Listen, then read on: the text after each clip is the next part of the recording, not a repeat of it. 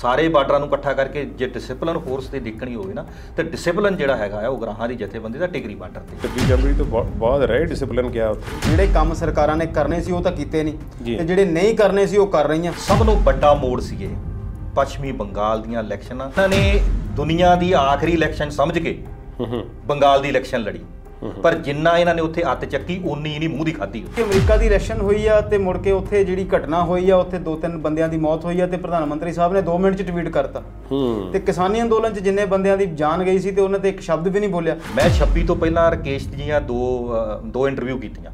ਮੈਂ ਬੜਾ ਪੱਟ ਉਹਨੂੰ ਸਵਾਲ ਲਾਏ, ਪਰ ਉਹ ਬੰਦਾ ਬੀਜੇਪੀ ਦੇ ਖਿਲਾਫ ਬੋਲਣ ਨੂੰ ਤਿਆਰ ਨਹੀਂ ਸੀ। ਉਹਨੂੰ ਵੀ ਉਦੋਂ ਹੀ ਪਤਾ ਲੱਗਾ ਜਿੱਦਣ ਉੱਥੇ ਲਾਣ ਕੇ ਫਿਰ ਡਾਂਗ ਬੀਜੇਪੀ ਨੇ ਲਿਆਣ ਕੇ ਨਾ ਰੱਖਦੀ ਮੋਢੇ ਤੇ, ਨਾਲੇ ਤੋਂ ਗੁੰਡਿਆਂ ਵਾਲੀ ਤੇ ਨਾਲੇ ਪੁਲਿਸ ਵਾਲੀ। ਉਸ ਤੋਂ ਬਾਅਦ ਰਕੇਸ਼ ਟਕੈਤ ਅੱਜ ਮਤਲਬ ਕਹਿ ਦਈਏ ਤਾਂ ਹੁਣ ਪੂਰਾ ਬੀਜੇਪੀ ਦੇ ਖੁੱਲ੍ਹ ਕੇ ਖਿਲਾਫ ਆ। ਇੱਕ ਟਾਈਮ ਸੀ ਜਦੋਂ ਲੀਡਰਾਂ ਦੀ ਇੱਕ ਵੈਲਿਊ ਹੁੰਦੀ ਸੀ, ਉਹਨਾਂ ਦੇ ਕਹੇ ਦਾ ਇੱਕ ਅਸਰ ਹੁੰਦਾ ਸੀ। ਉਹ ਸਮਾਂ ਲੱਦ ਕੇ ਕਰੋੜ ਤੋਂ ਉੱਪਰ ਕਿਰਾਏ ਦੇ ਦਿੱਤਾ ਉਹ ਸ਼ੈਡ ਦਾ ਪਹਿਲੀ ਸ਼ੈਡ ਜੀ ਅੰਦੋਲਨ ਅੱਜ ਤੱਕ ਵੀ ਖੜਾ ਆ ਤੇ ਉਹਨਾਂ ਦੇ NRI ਭਾਈਚਾਰੇ ਦੇ ਰੋਲ ਨੂੰ ਹੁਣ ਵੀ ਅੱਖੋਂ ਪਰੋਖੇ ਨਹੀਂ ਕੀਤਾ ਜਾ ਸਕਦਾ। ਵੀ ਅਸੀਂ ਬੇਤਹਾਸ਼ਾ ਖਰਚ ਇਸ ਵੇਲੇ ਅੰਦੋਲਨ ਤੇ ਕਰ ਚੁੱਕੇ ਹਾਂ। ਯੂਪੀ ਦੇ ਵਿੱਚ ਜੇ ਸਭ ਤੋਂ ਵੱਧ ਕਿਸੇ ਗੱਲ ਦਾ ਅਸਰ ਪਊਗਾ ਤਾਂ ਉਹ ਕਿਸਾਨ ਅੰਦੋਲਨ ਨਾਲੋਂ ਵੀ ਜ਼ਿਆਦਾ ਅਸਰ ਜਿਹੜਾ ਪਊਗਾ ਉਹ ਕੋਵਿਡ ਦਾ ਪਊਗਾ। ਉਹ ਵੀ ਭੱਜਾ ਫਿਰਦਾ ਆ, ਜਿੰਨੀ ਮਰਜ਼ੀ ਬੀਨ ਵਜਾ ਲਵੇ, ਅੰਦੋਲਨ ਖੜੇ ਉਹਦਾ ਕੁਰਸੀ ਵਾਲਾ ਸੱਪ ਉੱਥੋਂ ਨਿਕਲਣਾ ਨਹੀਂ ਹੈਗਾ। ਜਿਹੜੇ ਲੋਕ ਮਰੇ ਨੇ ਉਹ ਫੈਮਲੀਆਂ ਨੇ ਵੋਟ ਨਹੀਂ ਜੀ ਪਾਉਣੀ। ਉਹਨਾਂ ਦੇ ਲਾਗੇ ਛਾਗੇ ਦੇ ਜਿਹੜੇ ਲੋਕ ਨੇ, ਜੁੜੇ ਹੋਏ ਲੋਕ ਨੇ, ਉਹਨਾਂ ਨੇ ਵੀ ਰਿਪੋਰਟ ਨਹੀਂ।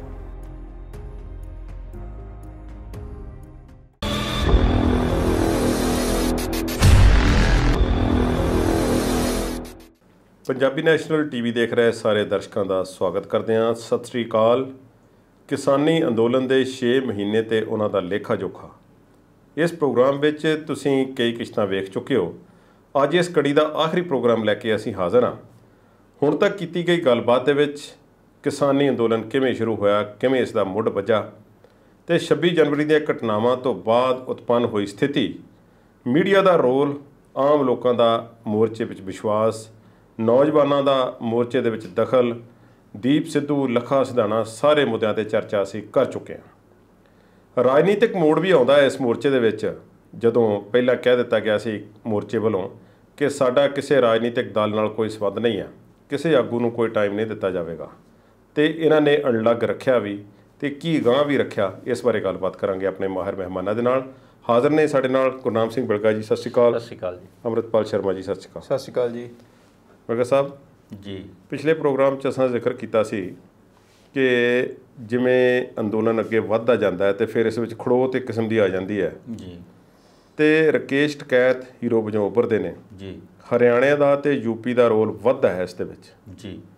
ਤੇ ਜੋ ਪੰਜਾਬ ਦੇ ਆਗੂ ਸਨ ਜਾਂ ਪੰਜਾਬ ਵਿੱਚ ਲੱਗੇ ਹੋਏ ਮੋਰਚੇ ਸਨ, ਟੋਲ ਪਲਾਜ਼ਿਆਂ ਤੇ ਆਖ ਲਓ ਜਾਂ ਜਿੱਥੇ ਵੀ ਸਨ ਜੀ, ਇਹਨਾਂ ਨੇ ਰਾਜਨੀਤਿਕ ਦਲਾਂ ਨੂੰ ਇੱਕ ਕਿਸਮ ਦਾ ਪੂੰਝ ਕੇ ਪਾਸੇ ਰੱਖ ਦਿੱਤਾ ਸੀ। ਬਿਲਕੁਲ ਕਿਸੇ ਦੀ ਦਖਲਅੰਦਾਜ਼ੀ ਬਰਦਾਸ਼ਤ ਨਹੀਂ ਕੀਤੀ। ਕੋਈ ਥੱਲੇ ਬੈਠ ਕੇ ਸਰੋਤਿਆਂ ਵਾਂਗ ਉਹਨਾਂ ਨੂੰ ਸੁਣਦਾ ਸੀ ਤੇ ਸੁਣ ਲੈਂਦਾ ਸੀ ਜੀ। ਕਿਸੇ ਨੂੰ ਸਮਾਂ ਨਹੀਂ ਦਿੱਤਾ ਗਿਆ। ਬਿਲਕੁਲ। ਪਰ ਫਿਰ ਥੋੜ੍ਹਾ ਜਿਹਾ ਟ੍ਰੈਂਡ ਬਦਲੀ ਹੁੰਦਾ ਰਕੇਸ਼ ਟਕੈਤ ਦੇ ਆਉਣ ਨਾਲ। ਉਹਦੇ ਬਾਰੇ ਸਾਨੂੰ ਦੱਸੋ ਤੇ ਖਾਪ ਪੰਚਾਇਤਾਂ ਦੇ ਬਾਰੇ ਵੀ ਥੋੜ੍ਹਾ ਜਿਹਾ ਚਾਨਣਾ ਪਾਓ। ਜਦੋਂ ਇਹ 26-27 ਵਾਲੀਆਂ ਘਟਨਾਵਾਂ ਹੋ ਜਾਂਦੀਆਂ ਸਾਰੀਆਂ, ਮਤਲਬ 2 ਫਰਵਰੀ 3 ਫਰਵਰੀ ਦੇ ਨੇੜੇ ਤੇੜੇ ਇਹ ਗੱਲ ਚੱਲ ਜਾਂਦੀ ਆ, ਤੇ ਉਸ ਤੋਂ ਬਾਅਦ ਅੰਦੋਲਨ ਫਿਰ ਸੰਭਲਣਾ ਸ਼ੁਰੂ ਹੋ ਗਿਆ ਹਰਿਆਣਾ ਤੇ ਯੂਪੀ ਦੇ ਭਾਈਚਾਰਾ ਜਿਹੜਾ ਵਿੱਚ ਐਂਟ ਹੁੰਦਾ। ਉੱਥੇ ਆਣ ਕੇ ਜਿਹੜੀਆਂ ਕੁਛ ਲੰਬੇ ਸਮੇਂ ਤੋਂ ਬੀਜੇਪੀ ਨੇ, ਜਿੱਦਾਂ ਯੂਪੀ ਦੇ ਵਿੱਚ ਵੈਸਟਰਨ ਯੂਪੀ ਜਿਹੜੀ ਹੈਗੀ ਆ, ਜਾਟ ਤੇ ਮੁਸਲਮਾਨ ਭਾਈਚਾਰਾ ਤੇ ਹਿੰਦੂ ਭਾਈਚਾਰਾ, ਇਹਨਾਂ ਨੂੰ ਕਿਸੇ ਨਾ ਕਿਸੇ ਤਰ੍ਹਾਂ ਧਰੂਵੀਕਰਨ ਕੀਤਾ, ਵੱਖਰੇ ਕੀਤੇ ਸੀਗੇ।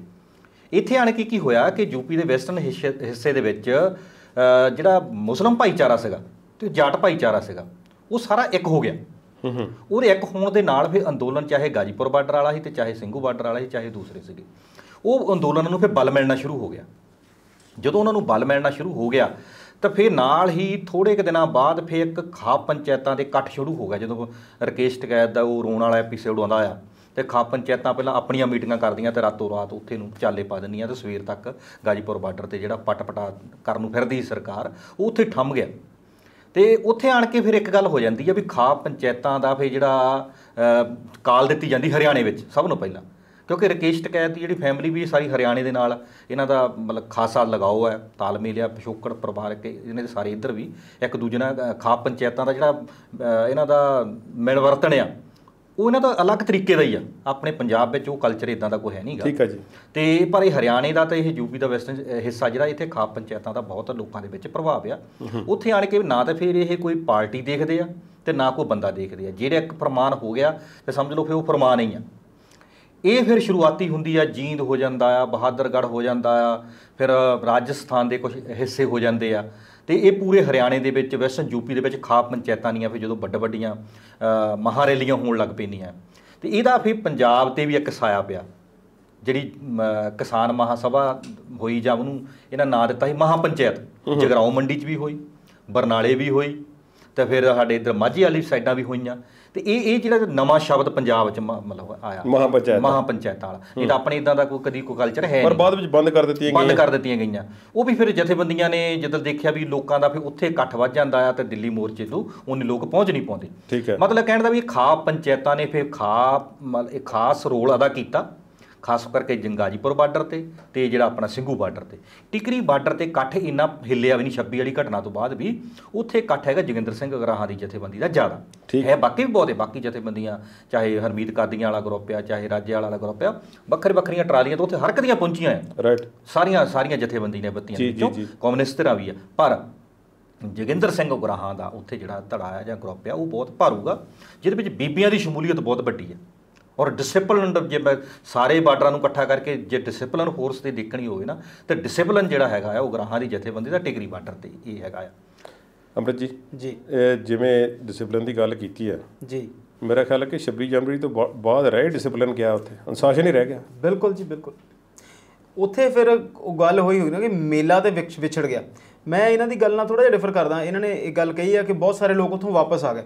ਉਹ ਲੋਕ ਗਏ ਹੀ 26 ਜਨਵਰੀ ਕਰਕੇ ਸੀ। ਉਹ ਅੰਦੋਲਨ ਦਾ ਪੂਰੇ ਰੂਪ 'ਚ ਹਿੱਸਾ ਨਹੀਂ ਸੀ। ਉਹਨਾਂ ਨੇ ਉੱਥੇ ਉਸ ਜਿਹੜੀ ਕਾਲ ਸੀਗੀ 26 ਜਨਵਰੀ ਦੀ ਮਿਲੀ ਸੀ ਕਿ ਅਸੀਂ ਇੱਕ ਪਰੇਡ ਵੱਖਰੀ ਕਰਨੀ ਹੈ, ਇੱਕ ਪੈਰਲਲ ਪਰੇਡ ਕਰਨੀ ਹੈ, ਲਾਲ ਕਿਲੇ ਤੇ ਜਾਣਾ ਆ ਜਾਂ ਦਿੱਲੀ ਦੇ ਆਊਟਰ ਰਿੰਗ ਰੋਡ ਤੇ ਜਾਣਾ ਆ। ਹੁਣ ਤਾਂ ਦਿੱਲੀ ਜਿੱਦਾਂ ਸ਼ਹਿਰ ਐਕਸਪੈਂਸ਼ਨ ਕਰਦਾ ਗਿਆ, ਰਿੰਗ ਰੋਡ ਹੀ ਬੜੀਆਂ ਹੋਈਆਂ। ਵੈਸੇ ਇਹ ਵੀ ਸ਼ਾਬਾਸ਼ ਆ ਕਿ ਦਿੱਲੀ ਦੀ ਜਿਸ ਤਰ੍ਹਾਂ ਦੀ ਪਲੈਨਿੰਗ ਹੋਈ ਪਿਛਲੇ 50 ਸਾਲਾਂ ਦੇ ਵਿੱਚ, ਪੂਰੇ ਭਾਰਤ ਦੀ ਜਿਹੜੀ ਪਲੈਨਿੰਗ ਆ ਉਹ ਸਾਰੀ ਸ਼ਾਬਾਸ਼ ਦੀ ਹੱਕਦਾਰ ਆ। ਜਿੰਨੀ ਆਬਾਦੀ ਨੂੰ ਇਹ ਛੋਟਾ ਜਿਹਾ ਖਿੱਤਾ ਸੰਭਾਲੀ ਬੈਠਾ ਹੈ, ਆਪਣੇ ਆਪ 'ਚ ਸ਼ਾਬਾਸ਼ ਹੀ ਆ। ਇਹ ਰੱਬ ਦਾ ਕਰਾਮਾਤ ਹੀ ਆ। ਪੰਜਾਬ ਵਾਸੀਆਂ ਦਾ ਸਵਾਗਤ ਜਦੋਂ ਦਿੱਲੀ ਨੂੰ ਜਾਂਦੇ ਨੇ NRI ਛੱਡਣ ਜਾਂ ਲੈਣ ਜੀ, ਉਹ ਜਿਹੜੇ ਕੂੜੇ ਦੇ ਪਹਾੜ ਜਿਹੜੇ ਕਰਦੇ ਨੇ, ਬੜਾ ਸੋਹਣਾ ਦ੍ਰਿਸ਼ ਪੇਸ਼ ਕਰਦੇ ਨੇ। ਬਿਲਕੁਲ। ਦੇਖੋ, ਇਹ ਜਿਹੜੇ ਕੰਮ ਸਰਕਾਰਾਂ ਨੇ ਕਰਨੇ ਸੀ ਉਹ ਤਾਂ ਕੀਤੇ ਨਹੀਂ, ਤੇ ਜਿਹੜੇ ਨਹੀਂ ਕਰਨੇ ਸੀ ਉਹ ਕਰ ਰਹੀਆਂ। ਜੀ। ਸ਼ਹਿਰਾਂ ਦੇ ਨਾਮ ਬਦਲੀ ਜਾਂਦੇ ਆ, ਨਵੇਂ ਕਾਨੂੰਨ ਪੇਸ਼ ਕਰੀ ਜਾਂਦੇ ਆ, ਤੇ ਵਿਸ਼ਵ ਗੁਰੂ ਬਣਨ ਦੇ ਸੁਪਨੇ ਦੇਖਦੇ ਆ। ਮੈਟਰੋ ਜਿਹੜੀਆਂ ਸੁਪਰ ਫਾਸਟ ਟ੍ਰੇਨਾਂ ਦੀ ਗੱਲ ਕਰਦੇ ਆ, ਤੇ ਜਿਹੜੇ ਆਪਣੀਆਂ ਪੁਰਾਣੀਆਂ ਟ੍ਰੇਨਾਂ ਆ ਉਹਨਾਂ ਦੇ ਹਾਲੇ ਤੱਕ ਸਫਾਈ ਦੇ ਪ੍ਰਬੰਧ ਨਹੀਂ ਹੋਏ। ਰੇਲਵੇ ਦਾ ਜੋ ਹਾਲਾਤ ਨੇ, ਕੱਲੀ ਇੱਕ ਰੇਲਵੇ ਨਹੀਂ, ਪੂਰੇ ਭਾਰਤ ਦੇ ਵਿੱਚੋਂ ਕੋਈ ਵੀ ਤੁਸੀਂ ਪ੍ਰਬੰਧ ਲੈ ਲਓ, ਸਾਰੇ ਦੇ ਸਾਰੇ ਨਾਕਸ ਨੇ।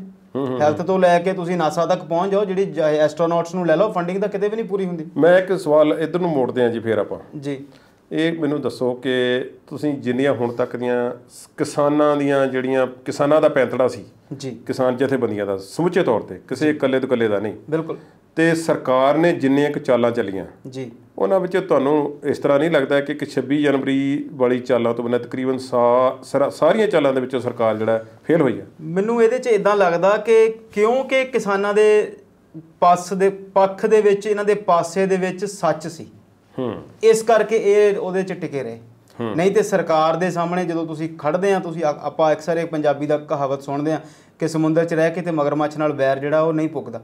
ਪਰ ਕਿਉਂਕਿ ਇੱਥੇ ਜਿਹੜਾ ਸੱਚ ਸੀਗਾ ਉਹ ਇਸ ਪਾਸੇ 'ਚ ਸੀ, ਤੇ ਸੱਚਾਈ ਦੀ ਜਿਹੜੀ ਤਾਕਤ ਆ ਉਹਦੇ ਕਰਕੇ ਹੀ ਇਹ ਖਿੰਡੇ ਰਹੇ। ਇਸ ਕਰਕੇ ਇਹਨਾਂ ਨੂੰ ਪਲੈਨਿੰਗ ਕਰਨੀ ਵੀ ਨਹੀਂ ਪਈ। ਜਿੱਦਾਂ ਅਸੀਂ ਇਹ ਕਹਿੰਦੇ ਆ ਕਿ ਕਰੋਨਾ ਦੇ ਦੌਰਾਨ ਬਿਮਾਰੀ ਨਵੀਂ ਸੀ ਤੇ ਬਹੁਤ ਸਾਰੀਆਂ ਚੀਜ਼ਾਂ ਦਾ ਸਾਨੂੰ ਪਤਾ ਹੀ ਨਹੀਂ ਸੀ, ਇੱਦਾਂ ਹੀ ਅੰਦੋਲਨ ਵੀ ਜਿਸ ਦਿਨ ਇਸ ਅੰਦੋਲਨ ਦਾ ਮੁੱਢ ਵੱਜਦਾ ਹੈ, ਉਹ ਇਹਨਾਂ ਦਾ ਜਿਹੜਾ ਪੱਖ ਸੀ, ਇਹਨਾਂ ਦਾ ਜਿਹੜਾ ਰੂਪ ਸੀ, ਇਹਨਾਂ ਦੀ ਜਿਹੜੀ ਲੋੜ ਸੀ, ਉਹ ਸਿਰਫ ਸਰਕਾਰ ਤੱਕ ਆਪਣਾ ਵਿਰੋਧ ਪ੍ਰਗਟ ਕਰਨ ਦੀ ਸੀ। ਇਹਨਾਂ ਨੇ ਇਹ ਕਿਸੇ ਵੀ ਅੰਦੋਲਨ ਸਿਰਫ ਖੇਤੀ ਕਾਨੂੰਨਾਂ ਦਾ ਕਿਸੇ ਨੇ ਨਹੀਂ ਸੀ ਸੋਚਿਆ ਕਿ ਅਸੀਂ ਉੱਥੇ ਜਾ ਕੇ 6 ਮਹੀਨੇ ਜਾਂ 7 ਮਹੀਨੇ ਜਾਂ 8 ਮਹੀਨੇ ਬੈਠਣਾ। ਡਿਮਾਂਡ ਤਾਂ ਸਿਰਫ 2 ਦਿਨ ਦੀ ਕੀਤੀ ਸੀ। ਤੇ ਉਹ ਜਿਹੜੀ ਰਣਨੀਤੀ ਸਰਕਾਰ ਬਣਾਉਂਦੀ ਗਈ, ਕਿਉਂਕਿ ਉਹ ਝੂਠ ਤੇ ਟਿਕੇ ਹੋਏ ਸੀ, ਉਹਨਾਂ ਦਾ ਫੈਬਰੀਕੇਸ਼ਨਸ ਕਰਨੀ ਪੈਣੀ ਸੀ, ਇੱਧਰ ਕੁਝ ਨਹੀਂ ਕਰਨਾ ਪੈਣਾ ਸੀ। ਰਾਈਟ। ਝੂਠ ਨੂੰ ਲੁਕਾਉਣ ਲਈ ਕੁਝ ਬੋਲਣਾ ਪਊਗਾ ਨਾ, ਸੱਚ ਨੂੰ ਤੇ ਲੁਕਾਉਣ ਲਈ ਬੋਲਣਾ ਨਹੀਂ ਪੈਣਾ। ਇੱਕੋ ਹੀ ਗੱਲ ਮੁੜ ਕੇ ਕਹੀ ਜਾਂਦੇ ਵੀ ਇਹ ਕਾਨੂੰਨ ਠੀਕ ਨਹੀਂ ਹੈਗੇ। ਹੁਣ ਕੱਲ ਦਾ ਵੀ ਬਿਆਨ ਜਿਹੜਾ BJP ਦੀ ਕੈਬਨਿਟ ਦੇ ਵਿੱਚੋਂ ਮੰਤਰੀਆਂ ਦਾ ਇਹੀ ਆ ਵੀ ਇਹ ਕਾਨੂੰਨ ਵਾਪਸ ਨਹੀਂ ਹੋਣੇ, ਪਰ ਉਹਦੀ ਵਜ੍ਹਾ ਤੇ ਅੱਜ ਤੱਕ ਕੋਈ ਵੀ ਨਹੀਂ ਦੱਸ ਸਕੇ। ਮੋਦੀ ਸਾਹਿਬ ਨੇ ਪਿਛਲੇ ਦਿਨੀ ਸ਼ਾਹ ਜੀ ਨੇ ਕਿਹਾ ਕਿ ਇਲੈਕਸ਼ਨ ਆ ਰਹੀਆਂ ਆ ਤੇ ਤੁਸੀਂ ਲੋਕਾਂ ਨੂੰ ਜਾ ਕੇ ਸੱਚ ਦੱਸੋ। ਦੱਸਣਾ ਕੀ ਆ?